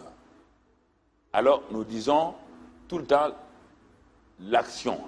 Dieu a fait ça, Dieu a fait ça. Non, dans tout l'Ancien Testament, on dit Dieu a permis. À cause de ce que tu as fait là, c'est l'aspect permissif dont Dieu parle en hébreu. Il n'y a pas d'action directe où Dieu a tué quelqu'un comme ça. Mais en français, on n'a pas ça. Ni en anglais.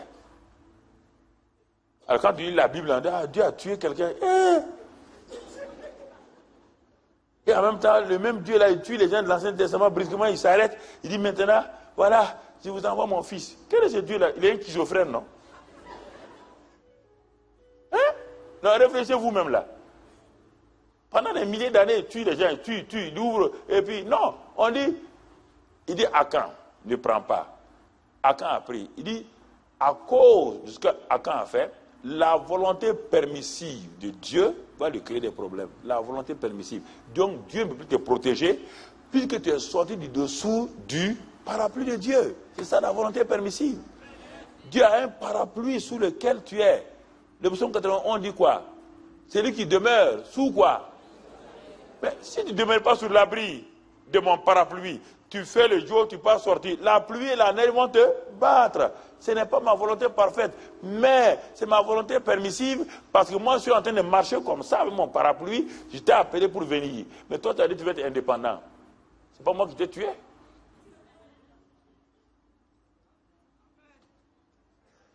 Vous asseyez, vous faites des prières qui ne marchent pas. Vous faites des prières qui ne marchent pas. Le manque de compréhension de la Bible crée des problèmes aux gens. Crée des problèmes aux gens. Donc, tu comprends? Il y a des choses comme cela que les gens ne réalisent pas, ils ne comprennent pas. Et bon, ils jugent. Parce qu'aujourd'hui, beaucoup de jeunes pasteurs, je ne sais pas où ils ont été formés. Quand ils se lèvent, Dieu va te corriger. Dieu va envoyer ça sur toi. Dieu va envoyer ça sur toi. La malédiction générationnelle, là. La malédiction générationnelle a commencé avec Adam. Quand Jésus a pris tous les péchés, le bras gauche de Jésus est parti jusqu'à Adam. Le péché d'Adam, oui ou non? Oui ou non? Le bras droit de Jésus est parti jusqu'au ciel. Il a pris le bras droit de son père, il a réconcilié l'homme adamique, il les a réconciliés. Quelle malédiction générationnelle? Ton grand-père est plus vieux que Adam? Ton grand-père est plus vieux qu'Adam.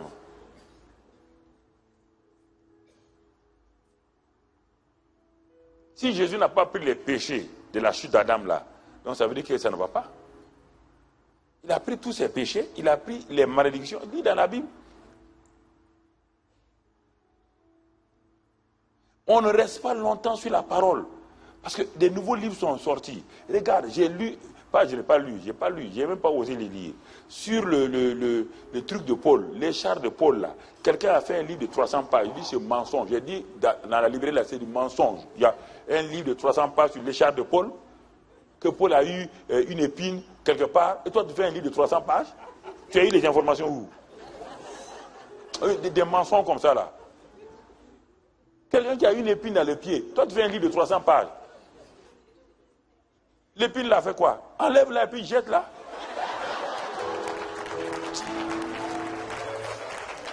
Et les gens se précipitent. Ils disent, ah, j'ai les chars de Paul. Toi, tu as les chars de Paul. Tu as vu le troisième ciel? On dit quoi? Il dit que Dieu a permis, il dit encore permis à Satan pour que Paul ne se vante pas de ça. Il a bloqué. Mais il dit quoi? Lis 2 Corinthiens, lis-le. Et Dieu lui a dit quoi? Ma grâce te suffit. Compte sur ma grâce. Laisse tomber. Tu as prié. Ma grâce te suffit. Continue avec ça. Avec ça, on fait un livre de 300 pages. On dit, ma soeur, quand tu as, c'est l'écharde. Quelle écharde? De Paul. Si c'est Paul qui a pris ça, tu t'appelles Paul? Mais non, mais... les gens aiment se valoriser, quoi. L'homme aime se valoriser, se victimiser, parce que là, l'homme aime être victime. Pour accuser Dieu.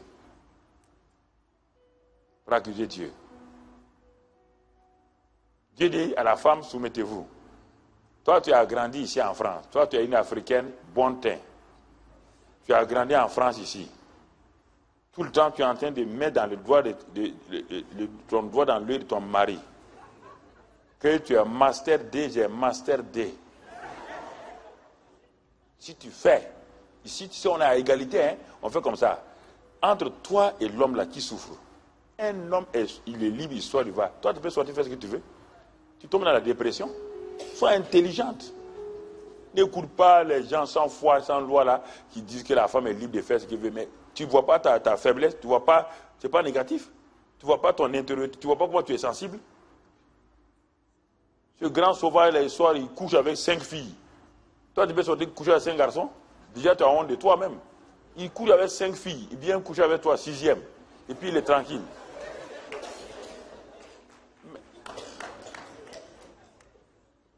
Prends la Bible et marche avec ça. Si ton mari est comme ça, on dit, bon, soumettez-vous, ça veut dire quoi? Honore ton mari. On n'a pas dit d'être un tapis, honore-le. Regarde, chaque homme, il n'y a pas un homme qui n'a pas de faiblesse. Il n'y a pas cet homme-là, ça n'existe pas. Tu les vois comme ça, des gaillards là, ce sont des gros bébés. Non. Tous les hommes, sans exception, ils sont des gros bébés. Un point. Tout. Mon frère, c'est son ventre, son bas-ventre. C'est fini.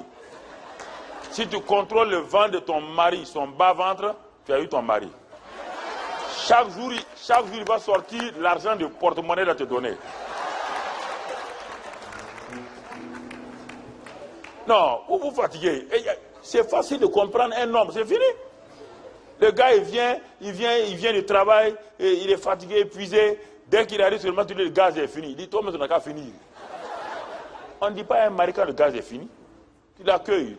Le dernier repas fait sur le gaz, là, tu as bien fait ça. Tu le sers. Ah, chérie, ça va au travail aujourd'hui? Dis-vous que tu es fatigué. Ah oui, mais tu prépares le repas, il mange. Ah, mais ton repas est très bien. Quand il a fini, il va dans la chambre. Tu as bien préparé la chambre. Maintenant, il est là où... Tu lui dis, chérie, bon, tu comprends, j'ai compris, tu t'es fatigué, le gaz est fini. Il n'y a pas de problème, il n'y a pas de problème. Il n'y a pas de problème. Il n'y a pas de problème.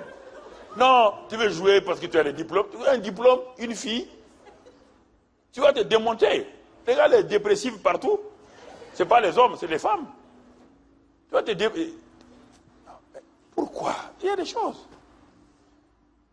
C'est ce que je vous dis là. J'ai vu ça en Italie, aux États-Unis, ça c'est le... Mais ce que vous dites de liberté là, moi je voyais dans le monde entier, j'ai vu des maisons, j'ai vu des richards. Quand tu rentres dans leur maison là, la moquette là, mais quand tu vois la femme dépressive, tout ça là, les enfants malades, ils ont l'argent, ils ont tout, mais il n'y a aucune paix dans leur maison. Pourquoi? Ils ne veulent pas obéir à ça. Non, la femme est ça, l'homme est ça. Non, ça ne marche pas. Arrêtez vos caractères un peu chauds là. Mesquinerie inutile. Dieu a dit, la femme est faible, ce n'est pas négatif. C'est-à-dire qu'elle est intériorisée, c'est elle qui prend l'enfant 9 mois. 9 mois. Donc ça l'affaiblit sentimentalement, elle a des émotions, elle est blessée rapidement. Elle se ferme rapidement.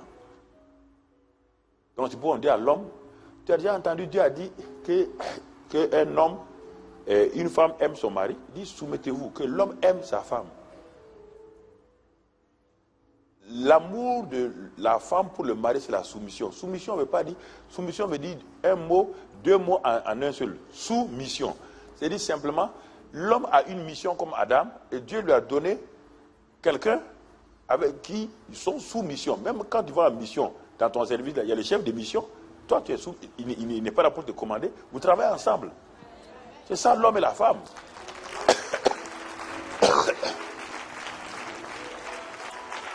Donc vous savez, le caractère est très important. Sinon vous allez, vous écoutez des gens qui ont fait 15 ans, 15 hommes, des conseillers matrimoniaux. Il peut conseiller qui?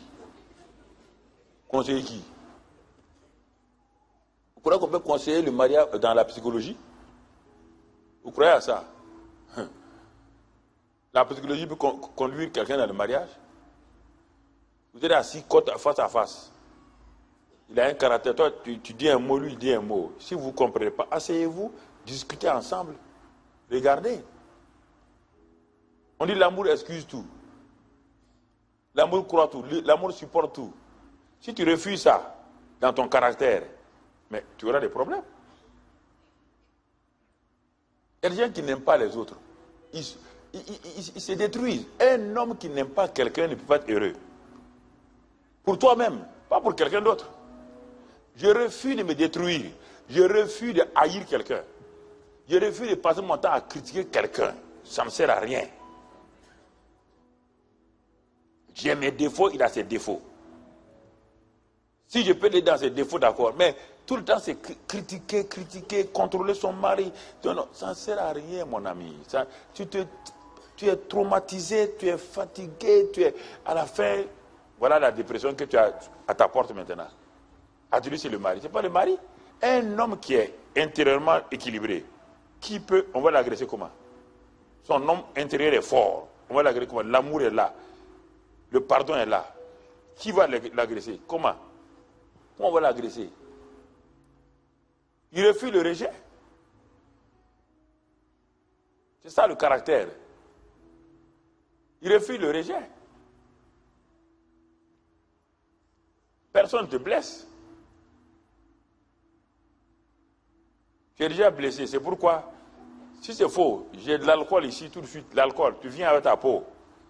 Je mets l'alcool sur ta peau. S'il n'y a pas de plaie, il y a quoi? Tu sens quoi? Une fraîcheur. S'il y a une peau, tu fais quoi? Tu cries oui ou non? C'est moi qui ai mis la plaie sur toi? Hein? L'alcool a révélé quoi? Que tu as une plaie. Simplement. L'alcool a révélé que tu es malade. C'est pourquoi tu as crié. Quelqu'un d'autre te révèle que tu es malade. C'est pourquoi tu dis rejet. Rejet en quoi? Qui peut me rejeter? Il me rejette en quoi? Il peut me rejeter en quoi? Vous dites ici en Europe, là, rejet, c'est votre mot favori. Il te rejette en quoi? Ah, il m'a rejeté. Il t'a rejeté en quoi? Tu es toujours 1m95 kg. Il t'a rejeté quoi? Il a déchiré quel morceau? Il a coupé ton oreille? Rejeté. Des faux mots comme ça. Vous vous faites du mal. Ah, tu ne comprends pas. Je ne comprends pas. Moi, je ne comprends pas. Tu sais, ma mère m'a fait ça. Mais ta mère est où? Elle n'est pas là. Laisse-la, pardonne-la, et puis continue ta route. Il y a un problème dans ça. Non, vous me regardez comme... Moi, j'ai grandi dans une maison où mon père et ma mère étaient au village. Mon oncle m'a pris avec ma tante à Améré dans la grande ville. J'ai grandi là-bas. Ils avaient des enfants, c'est moi qui faisais tout. Sous la pluie, ils partaient chercher du lait pour leurs enfants. Ça ne m'a rien changé. Quand ils mouraient, ils m'ont dit, tu es le meilleur fils. J'ai tout construit pour eux. Rien. Je n'étais pas chrétien, mais ça ne m'a rien dit. Absolument rien. Rien. Rien dit. Vous vous asseyez, votre cerveau là travaille, c'est moi qu'on fait comme ça, personne même ici, c'est toi-même qui es en train de faire contre toi. Et quelqu'un parle, il dit, mais regarde ce gars-là avec une tête carrée, tu te fâches. Et ta tête est carrée. Non, tu vois, ta tête est carrée. Elle est carrée. Hein? Qu'est-ce qui t'a fait te fâcher? C'est ta pensée. Ta propre pensée a dit que tu as une tête carrée. Donc c'est pourquoi tu es fâché. Je n'ai pas de tête carrée. Le mari vient et dit, toi-même, une éléphante là. Il dit, merci, monsieur l'éléphant. C'est un éléphant qui marie quoi? Une éléphante. Est-ce qu'il va t'appeler éléphant demain?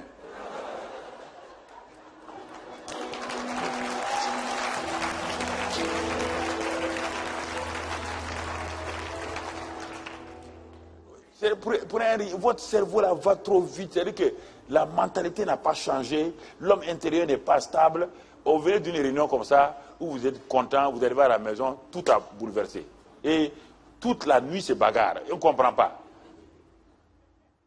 À quoi ça te sert de venir à une réunion et faire bagarre? Seigneur.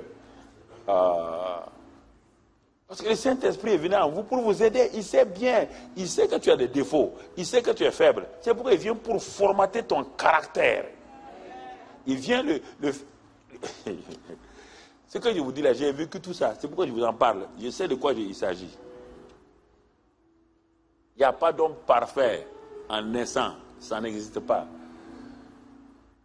J'ai appris ça parfois dans des larmes. J'ai appris à pardonner. Plus je ne voulais pas que les gens me critiquent, Dieu permettait qu'on me critique. Et ceux à qui j'ai fait du bien, c'est eux qui me critiquaient. J'étais fâché, je voulais aller prendre les choses que je leur ai données. Dieu dit, tu ne prendras pas. Et ils vont te critiquer. Mets-toi à genoux, bénis-les. Il dit, non, Dieu, ça tu me forces. Hein. Je bénis le type, il n'a jamais porté de veste. Moi, je viens de la France, étudiant.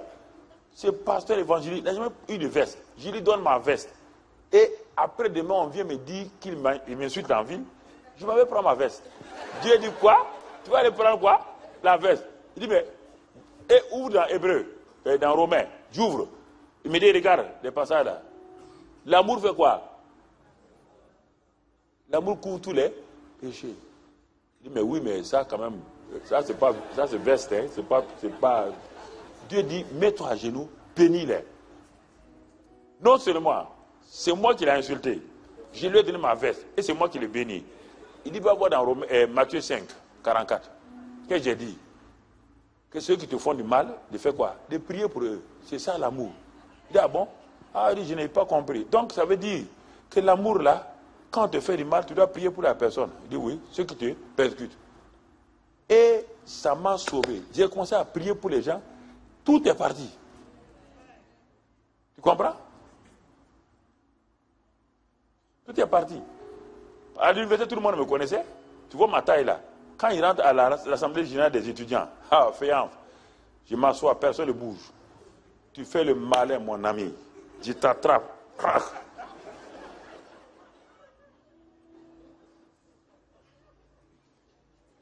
Mais quand je suis devenu chrétien, sur le campus de Toulouse là, je prenais ma Bible, je mets dans un sac noir. Tout le monde me connaissait.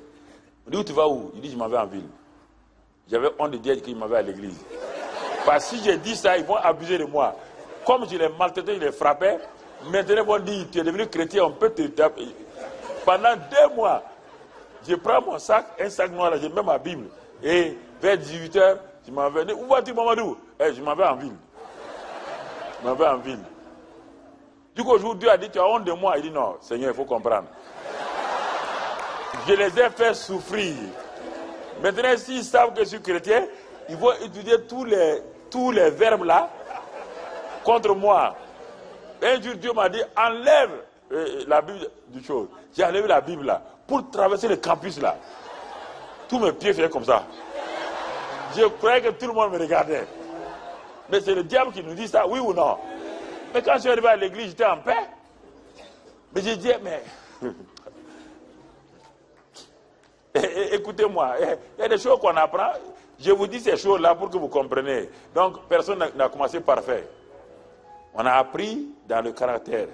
Alors, tu comprends? Il y a des choses importantes. Je regarde un visage qui ne sourit pas beaucoup.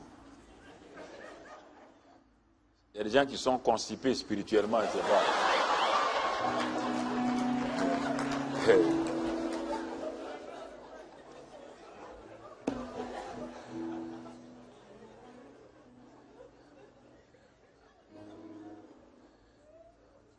Non, ce que je te dis là, tu sais que c'est vrai, mais c'est-à-dire que ta personnalité ne veut pas accepter ça. Je comprends, je te comprends. C'est normal que tu réagisses comme ça, mais ce n'est pas un problème. Donc, mon cher ami, viens là. Oui? Toi de la sécurité là. Voici, j'ai décidé de te bénir. Tu arrêtes là, j'ai décidé de te bénir. Et j'ai préparé tout un colis de bénédictions. Dans ce colis-là, toutes les bénédictions, moi je les connais. Bon, il y a des chips. Il y a des pop-corn. Il y a des bonbons sucettes. Il y a des biscuits. Il n'y a pas que ça seulement. Il y a un billet de 100 €. Ça, c'est la bénédiction que j'ai décidé de te bénir. Ce que Dieu a fait, il nous a bénis de toutes les bénédictions dans le lieu céleste. Maintenant, Dieu a ça, il dit, je t'ai béni. Maintenant, Dieu dit, mon fils, je t'ai béni. Et Dieu attend quoi? Je t'ai béni. Dieu ne bougera pas. Il dit qu'il t'a béni. Et non, tu fais quoi? Non, non.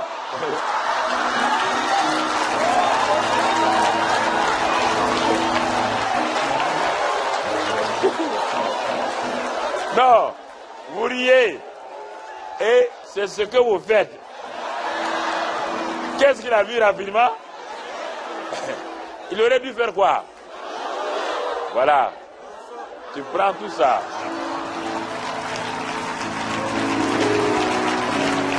Hein? Tu prends ça, tu commences à manger les pop-corn d'abord. Les chips et tout. Tu les manges et tu t'en vas avec ça. C'est fini, c'est pour toi. Attends.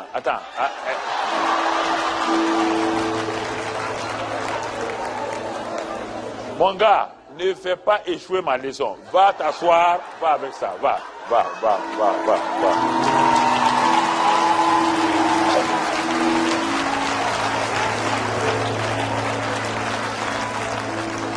Écoute, ne mets pas ces 100 € là dans les offrandes. Hein. J'ai prié pour savoir à qui je vais donner. C'est une bénédiction que tu vas commander dans ta vie au nom de Jésus.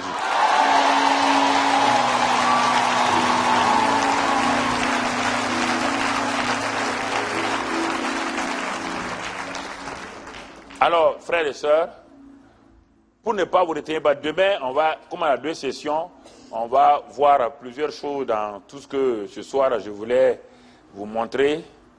Donc, ce qui est important, je vais donner quelques témoignages et puis je vais m'arrêter. Demain, on aura 2 sessions, on aura le temps de s'asseoir, de regarder.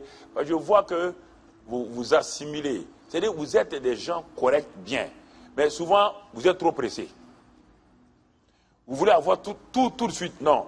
Vous pouvez avoir tout. Si le caractère n'est pas là, demain, ça vous crée un problème. Ça vous crée un problème. Tout ce que vous avez eu là, Satan n'est pas pressé. Quand vous voulez des dons, il n'est pas pressé. Il croise les bras, il dit à ses démons, attendez. Parce qu'on va les laisser aller et puis on va les... En ce moment, vous perdez tout, vous êtes découragé, vous n'avez même plus envie d'être chrétien. Donc, il faut les deux à la fois. Les deux. Le caractère, les dons. Le caractère, les dons. Donc, pour ne pas vous retenir, je vais vous donner quelques, peut-être 2 témoignages sur la foi. Les anciens, on va le terminer demain, on va prendre les anciens. Mais ce qui est important, mon frère, ma soeur, c'est que tu comprennes que lorsque j'ai commencé à enseigner ces choses-là, j'ai vu la grâce de Dieu se manifester chez les gens. Le Seigneur m'a dit, commence à faire communiquer mes bénédictions à travers les écrans. Alors, bon, tout de suite, les grandes églises ont commencé à me critiquer. Mais les gens de la ville et les autres là, parce que moi-même, Dieu me dit, laisse couler la vie. Parce que le problème, c'est que le tuyau par lequel tu laisses couler les fleuves d'eau ville, le tuyau est trop petit. Alors, il dit, mais dans la ville, ce sont les petits tuyaux qui vont dans les maisons. Mais dans la ville même, ce sont les gros tuyaux qui envoient l'eau et qui arrivent à partir de certains châteaux d'eau. Et dans la maison maintenant, on t'insère ça pour que le débit d'eau ne soit pas trop fort. Mais si tu veux bénir la foule et que tu n'as qu'un tout juste un petit tuyau, il n'y a pas assez d'eau pour toi-même, à plus forte raison de donner aux autres. Donc, sache que le Saint-Esprit est venu en toi, il a dit qu'il va donner des fleuves d'eau vive. Il a dit des fleuves. Il n'a pas dit un fleuve, des fleuves. Il dit en ce moment-là, ouvre ton esprit. J'ai commencé à parler, comme je l'ai dit, à parler beaucoup en langue. À parler beaucoup en langue. À parler beaucoup en langue. Il dit, c'est ça qui prépare les fleuves d'eau vive, premièrement. Et deuxièmement, j'ai commencé à parler la parole de Dieu sur moi-même. Parler la parole de Dieu sur moi. Croire la parole. Cette parole-là, c'est pour moi. C'est ça, ce que Dieu a dit. Croire la parole.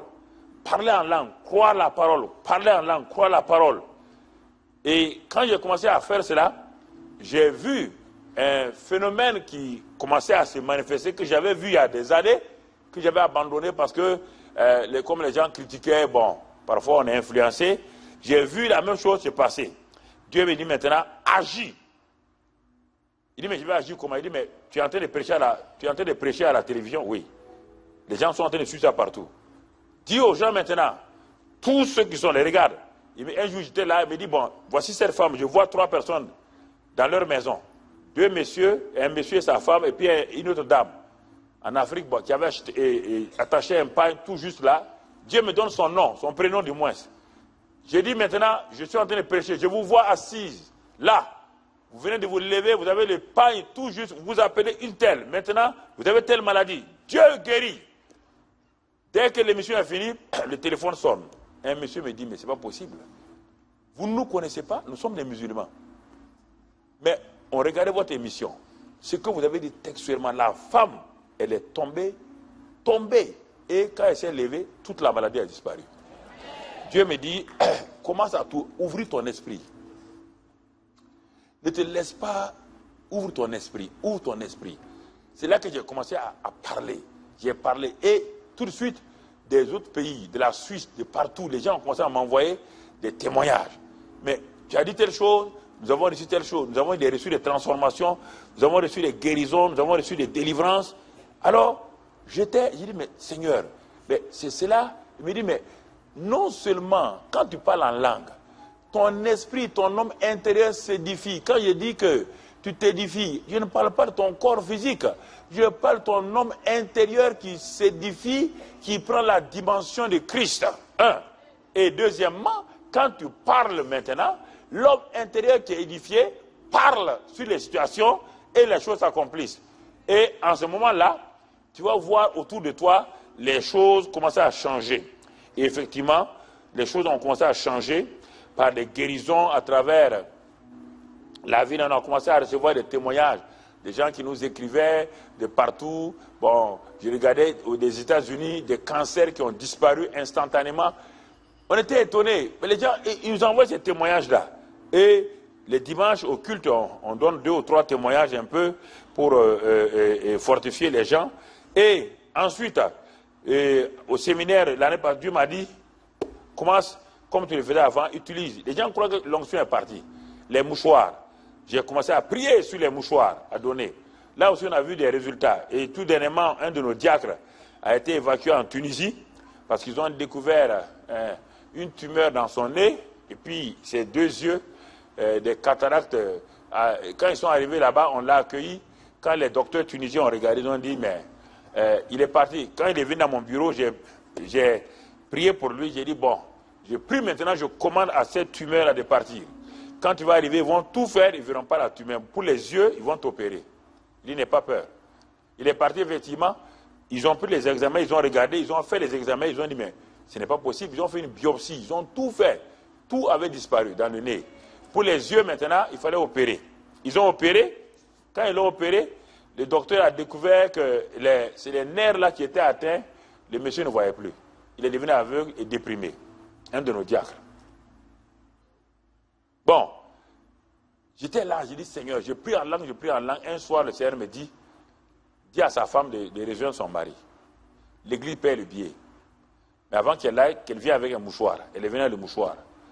J'ai pris le mouchoir, j'ai prié sur le mouchoir. J'ai oint le mouchoir, j'ai prié. Il dit, va. Quand tu vas arriver, tu vas poser le mouchoir sur les yeux de ton mari.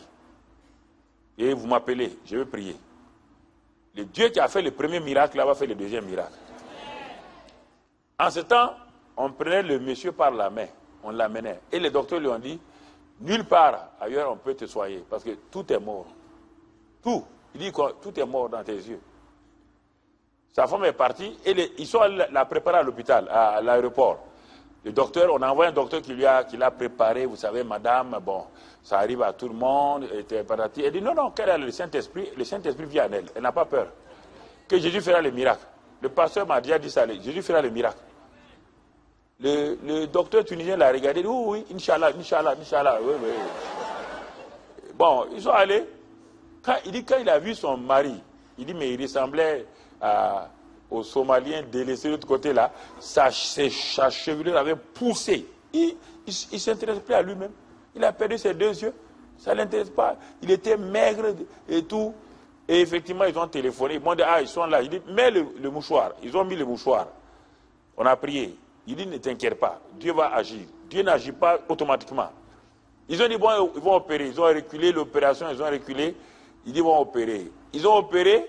C'est devenu pire. Ils ne voyaient pas déjà. Ils ont dit, bon, ils ne peuvent pas. J'ai dit, mets le mouchoir. Sa femme prie en langue, met le mouchoir. Le dimanche passé, c'est eux qui ont témoigné. L'homme voit clair, il marche tout seul.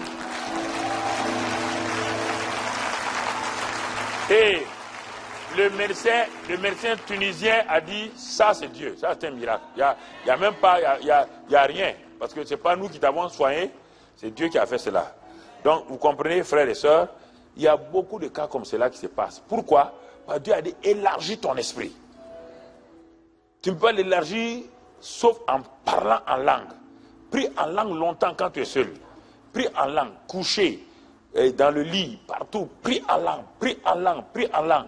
Ton homme intérieur s'édifie. Et quand il s'édifie, les dons spirituels commencent à s'amplifier. En même temps, quand ton homme intérieur s'édifie, c'est ton caractère qui est en train de changer. Ton caractère est en train de changer. Alors, c'est ce que j'ai commencé à faire il y a quelques mois de cela. Je le faisais avant, mais je le faisais vraiment négligemment. Il faut le reconnaître. Il ne faut jamais essayer de cacher. Donc, parce que ça a commencé à Toulouse. Quand on est parlé à Toulouse, dans mon église, que j'avais quitté à 40 ans, ils m'ont invité l'année passée, en octobre. C'est là où Dieu m'a parlé de la situation au Burkina. Et un mois plus tard, ils nous ont envoyé une feuille.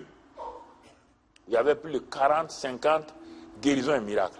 Le pasteur a attendu pour voir. Les gens sont allés voir leur docteur à Toulouse. Ils nous ont envoyé la liste des miracles que Dieu a fait. Il dit, on voulait voir vraiment s'ils sont guéris. Le médecin a confirmé, leurs médecins de famille ont confirmé les différentes maladies qui ont disparu. Donc, et maintenant, quand j'ai commencé à enseigner ça là, la vie de l'église a commencé à changer. La vie de l'église a commencé à changer. La vie de l'église a commencé à changer. Et, par exemple, un garçon est venu avec son papa, et ils sont venus, et l'enfant était assis, il entendait que Christ en nous, il guérit nos maladies et tout. L'enfant, il devait prendre les comprimés. S'il ne prend pas les comprimés, il tombe dans une crise grave. Et les médecins ont dit, si votre enfant ne prend pas les comprimés, vous êtes responsable. Ils étaient assis, donc, Christ en nous, l'espérance de la gloire, la puissance de Dieu et tout. Bon, quand la réunion est finie, le papa dit, tu dois prendre les comprimés tous les 2 heures. L'enfant dit, non, papa, je suis guéri. Il dit, non, prends, tu auras des cris. L'enfant dit, non. Tu n'as pas entendu le pasteur qui a dit? Le pasteur a dit que Christ a pris nos maladies. Moi, j'ai cru ça. Les parents étaient embêtés. J'étais là. Mais quand ils sont arrivés à la maison, il n'y a pas de maladie. Jusqu'aujourd'hui, l'enfant est guéri totalement. L'enfant est délivré. Tu vois, et tout dernièrement, ma femme, on a envoyé des adolescents, on a formé des adolescents qui sont partis, nos adolescents sont partis en campagne, ils m'ont demandé la permission, on leur a donné un véhicule, ils ne sont pas dans les villages, les adolescents. Il y a une dame, une des évangélistes qui les a suivis, mais elle dit qu'elle n'a jamais vu autant de miracles avec ces enfants-là. Les aveugles voient, les sourds entendent. Et actuellement, les évangélistes femmes que nous avons mis en place, la même chose, les mêmes signes, les mêmes miracles. Moi, je ne m'occupe plus de ça. Moi, mon rôle, c'est de former les gens. Et je fais les grandes campagnes d'évangélisation seulement quand on fait les grandes nuits de prière, soit dans les stades ou bien quand on va dans des grandes villes. C'est ça mon rôle et j'enseigne.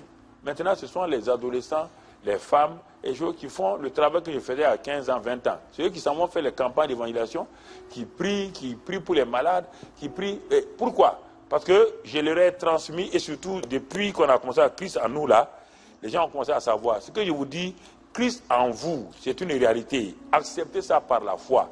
Comme, vous voyez là, vous avez vu, il a hésité avant de prendre. Il a hésité avant de prendre.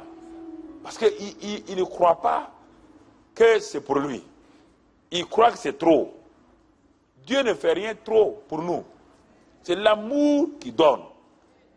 Et la foi reçoit. L'amour vous a déjà donné, frères et sœurs. Il n'y a rien qui vous manque. Rien ne vous manque. La foi doit agir et prendre possession. Tout est en vous. Votre caractère est déjà là. Le fruit de l'esprit, l'amour est là. La joie est là. La patience, tout est en vous. Mais si vous demandez à Dieu, vous voulez grandir. Vous voulez grandir comment? Quelqu'un qui est impatient peut grandir comment? Ça à travers quoi? Des situations de quoi? Mais si vous êtes impatient dans la vie et vous demandez à Dieu d'être patient, il ne va pas vous envoyer la patience. La patience est un fruit de quoi? Qui est déjà où? Alors, il faut l'activer, oui ou non? Le moyen de l'activer, c'est d'envoyer quelqu'un qui va vous rendre quoi? Hein? Impatient. Le seul moyen, c'est ça. Vous voulez faire quoi? Et maintenant, la patience qui est là va rencontrer la situation. Et vous dites, et à ce moment-là, 2 fois, 3 fois, ça devient possible. Ce n'est pas automatique. C'est pourquoi les gens sont découragés. Ah, mais parce que j'ai essayé. Non, n'essaie pas. On n'essaie pas avec Dieu. On fait, on pratique, on agit. Il n'y a pas d'essai avec Dieu. On n'essaie jamais. Jamais. Dieu n'aime pas les essais. Dieu veut que tu agisses. Tu ne peux pas pardonner. Décide, Seigneur, le pardon est en moi. Je pardonne dans ta chambre. Je pardonne à cette femme-là. Je pardonne. Dis seulement, je pardonne. Saint-Esprit, j'ai pardonné. Tu ne sens rien. Le fait que tu as pardonné là, ne t'inquiète pas. Quand tu as dit ça, quand tu vas voir la personne, tu vas plus, même, il se peut que tu sentes quelque chose, mais ne t'inquiète pas. Tu as dit que tu pardonnes. Continue demain encore, après-demain. Et ça sera facile de pardonner les gens. Chaque fois qu'il y a quelque chose qui est en toi, il faut l'activer, il faut aller. C'est comme ça que ça se fait. Même l'enfant passe par des soubresauts. La dentition pousse. L'enfant a des problèmes. La maman, elle a beau aimer son enfant, les dents doivent pousser. La fièvre est là. Vous ne pouvez pas empêcher ça, frères et sœurs. C'est obligé que vous receviez des choses. Vous voulez la guérison? Mais votre corps est malade. Dieu dit, bon, crois par ses médecins, tu es guéri. Mais en ce moment, votre médecin vient, il prend la température. C'est 39, 40. La température est montée. Mais quand vos yeux regardent la température et le corps chaud, vous vous dites que vous n'êtes pas guéri. Dieu dit, ce n'est pas par les yeux, par les oreilles. Je t'ai dit, ma parole dit que par mes meurtrissures, tu es guéri. Appuie-toi sur ma parole. C'est ce mécanisme-là qui permet que votre homme intérieur s'affermisse. Vous ne pouvez pas, tout le temps vous êtes en train de critiquer, mais cette femme est comme ça. Vous ne pouvez pas grandir en critiquant les gens. Vous aurez tout le temps, vous-même vous êtes comme ça. Et ceux qui sont devant vous seront comme ça. Donc vous voulez garder votre faux, mauvais caractère, et Dieu va maintenant amener tout le monde bien devant vous. tout le monde va se mettre à genoux devant vous. Ça ne se passera pas comme ça. Pourquoi ça va se passer comme ça? Pourquoi? À force de s'amenuiser, les deux fers là, à force de se frotter, ça s'amenuise. Ça s'amenuise. C'est pourquoi Dieu a donné chaque fois l'homme qu'il faut à la femme qu'il faut, la femme qu'il faut à l'homme qu'il faut. Toujours. Votre femme, justement, est l'instrument pour changer votre caractère. Et votre mari aussi est l'instrument pour vous aider. Mais si vous refusez que cet homme-là vous aide à changer votre caractère, vous allez souffrir. Dieu ne va pas vous donner un homme sur lequel vous allez marcher comme vous voulez. Non. Dieu ne vous donnera pas une femme sur laquelle vous allez marcher comme vous voulez. Vous devez utiliser l'amour qui est en vous. Il dit que l'amour excuse tout, croit tout, l'amour supporte tout. 1 Corinthiens 13,4. Prends-le, il est en toi. Utilise-le. Mais au moment où tu l'utilises, il y a des larmes qui coulent. Les larmes coulent. Vous ne voulez pas payer le prix. Jésus a payé le prix. Il pleurait. Il a dit c'est par des souffrances, des cris. Va lire dans Hébreu. Il a pris l'obéissance par la souffrance. Son caractère a été moulé par la souffrance.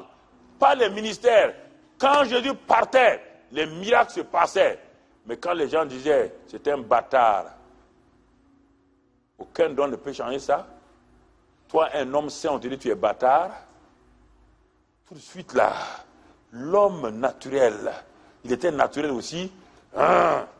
Mais il dit, Père, pardonne-leur. Les disciples ont dit, non, cette fois-ci, on va envoyer la foudre. Il dit, vous ne savez pas de quel esprit vous êtes animés. Regarde, son caractère est en train de grandir. Son caractère grandit. Son caractère grandit. Son caractère grandit. Mais les dons, dès le premier jour qu'il a été rempli, les dons se manifestaient, mais pas son caractère. Son caractère a grandi pendant les 3 ans. Mon frère, et c'est ça, on va s'arrêter là. Demain, Dieu voulant, on va prier. Il y a un couple qui est venu de Pau, vous êtes là? De Pau avec une fille pour laquelle on doit prier. Si vous n'êtes pas là, demain on va prier. Voilà, première session, on va imposer les mains pour les tumeurs. Les tumeurs, ils sont là? Où? Je voulais que vous levez la main pour que je voie. C'est vous qui êtes venu avec la petite là, de Pau. Vous serez là demain? Ils sont là. Ok. Bon, venez, je vais imposer les mains. Vous aussi, venez amener. C'est qui vous allez? Demain, je vais prier spécialement pour les tumeurs de tout genre. Demain, on va prier pour ça. Demain, on a 2 sessions. On va faire la pratique demain. Mais je vais terminer ce soir-là en imposant les mains. Et ils viennent de Pau. Ils m'ont téléphoné d'ici. Vous venez là devant.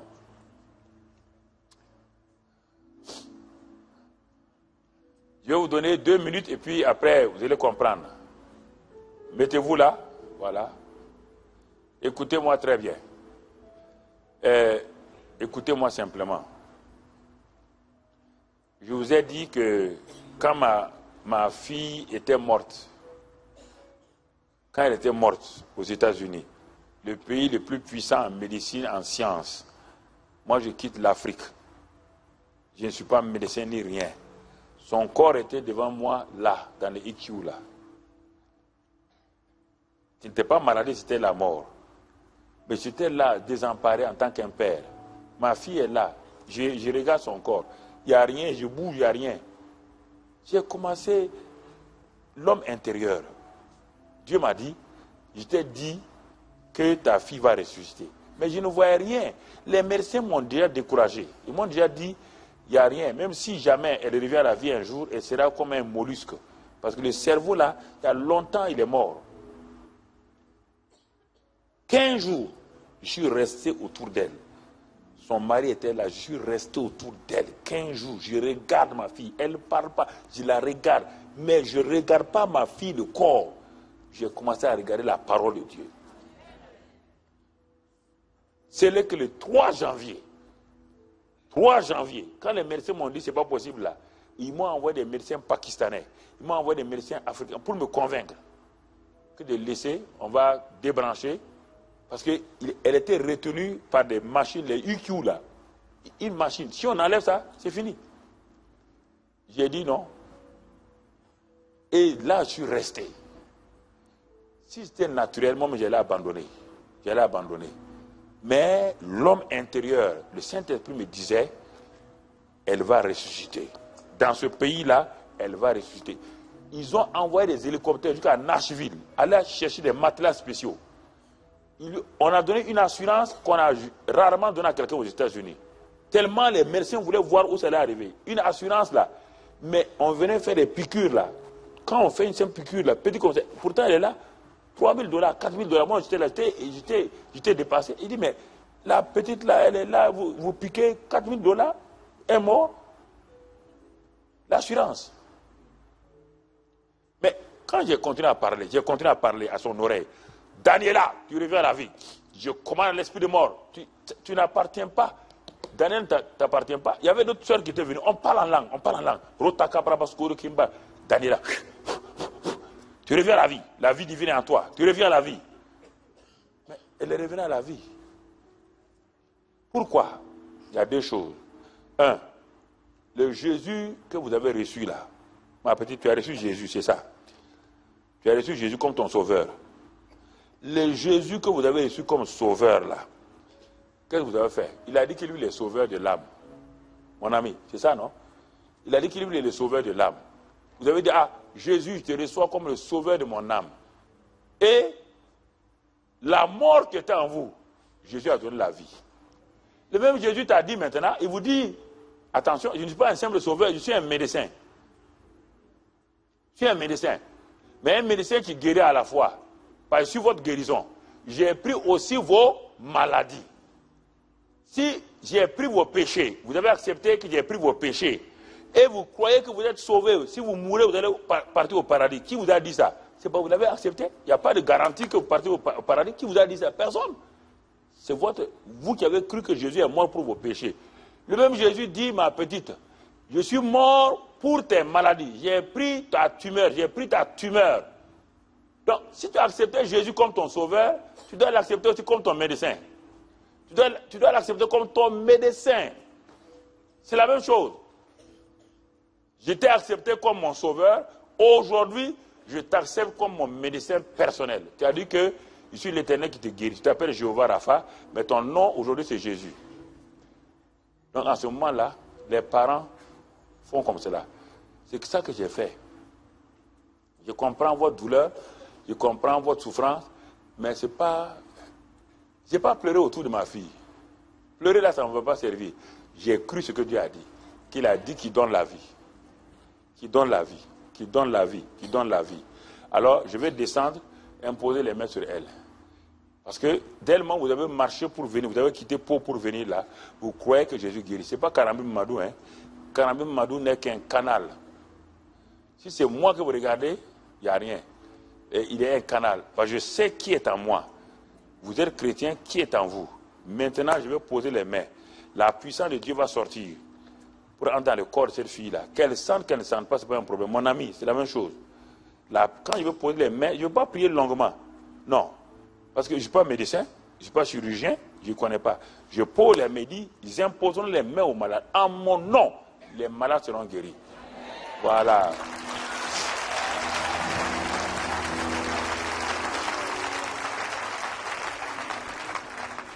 Bon, le groupe musical peut monter déjà. On a terminé la réunion. Votre prénom? Antoinella. C'est ça. Tu crois que Jésus-Christ est réellement mort pour tes péchés? Tu crois ça? Il faut ouvrir ta bouche. Tu dis, je crois ça. Tu crois aussi qu'il a pris toutes tes maladies. Il a pris toutes tes maladies. Et la tumeur qui est en toi actuellement, Jésus a porté ça à la croix du calvaire. Tu crois ça?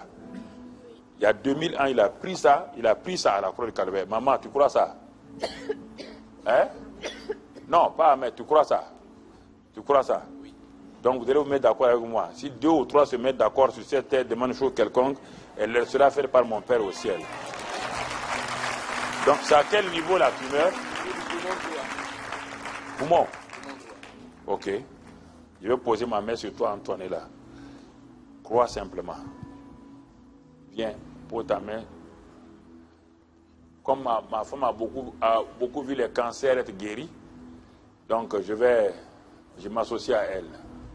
Toi, tu parles en langue, moi je prends autorité. Père, je prends autorité maintenant sur cette tumeur dans ce poumon droit.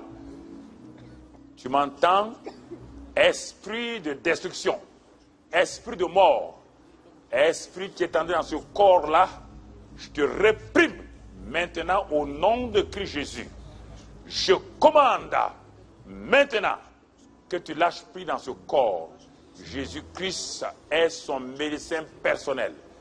C'est par ses meurtrissures qu'il a guéri Antonella il y a 2000 ans à la croix de Calvaire.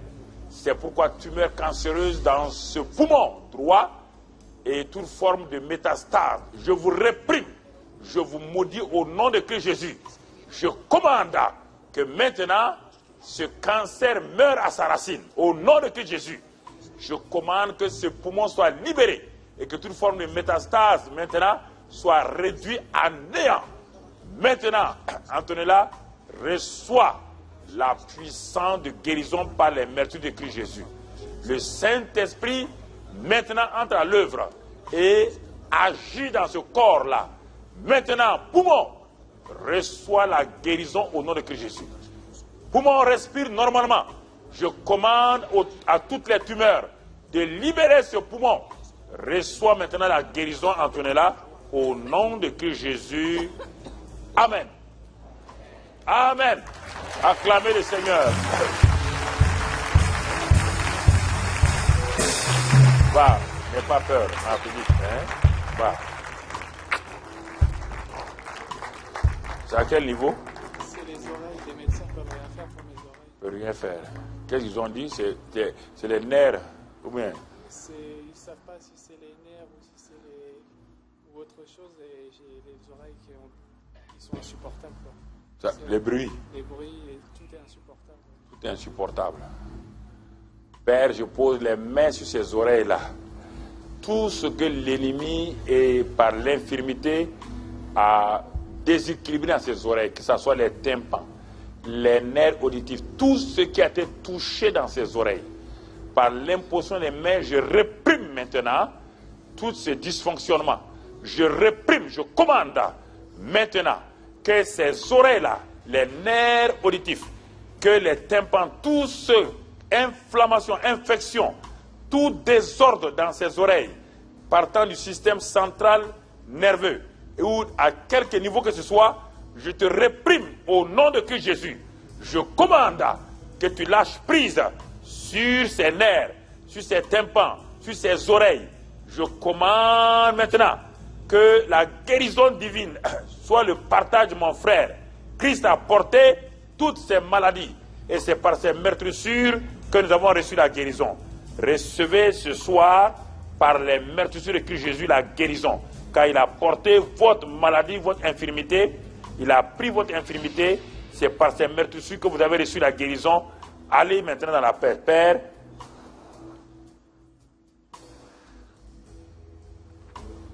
que la guérison divine vienne dans ses oreilles maintenant. Allez en paix au nom de Christ Jésus. Amen. Votre médecin va vous le prouver. Rendez grâce à Dieu. Rendez grâce à Dieu. On va arrêter là. On a fini. Merci Seigneur.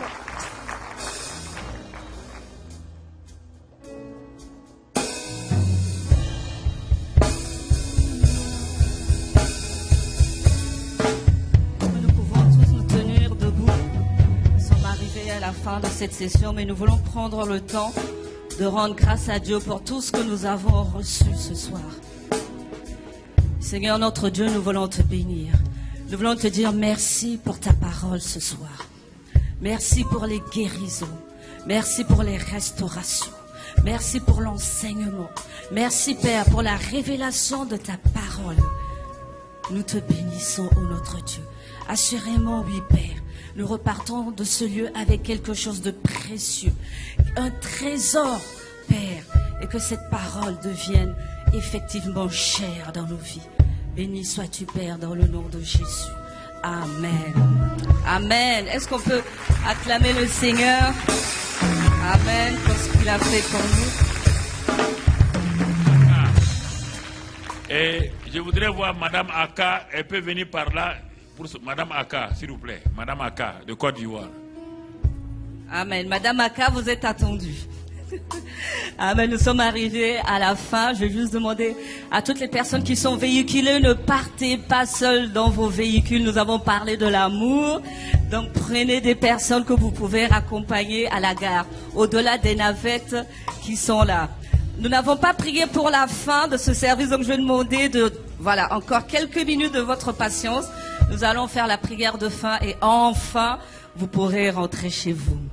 Donc demain, nous nous retrouvons à partir de 15h. Nous aurons 2 sessions, à 15h et à 17h. Venons nombreux parce que le Seigneur a quelque chose de merveilleux pour nous demain. Que quelqu'un me dise Amen. Amen. Alors, nous allons prier pour la fin de cette session qui n'est certes pas la fin de la présence de Dieu dans nos vies. Seigneur, nous voulons te bénir et te dire sincèrement merci pour tout ce que tu es pour nous. Seigneur, quelle grâce pour nous, quel privilège, quel honneur nous avons de pouvoir écouter ta parole, de pouvoir écouter ces enseignements si précieux, ces enseignements, Père, qui viennent enlever le voile de nos yeux, qui viennent nous révéler ta parole, oh Dieu, et qui nous donne de pouvoir vivre la réalité de Christ en nous. Seigneur, merci parce que tu nous connais par nos noms. Merci parce que tu as une destinée glorieuse pour chacune de nos vies. Merci, ô Père, pour ton serviteur que tu as encore utilisé ce soir. Nous prions, merveilleux Saint-Esprit, que tu le remplisses davantage, que tu le fortifies, que tu lui accordes des forces nouvelles et que encore demain, il puisse nous bénir au travers de ta parole. Au moment où nous allons nous séparer, Père, nous voulons nous recommander à ta grâce. Nous sommes arrivés en paix en ce lieu, alors nous repartons en paix. Merci pour tes anges.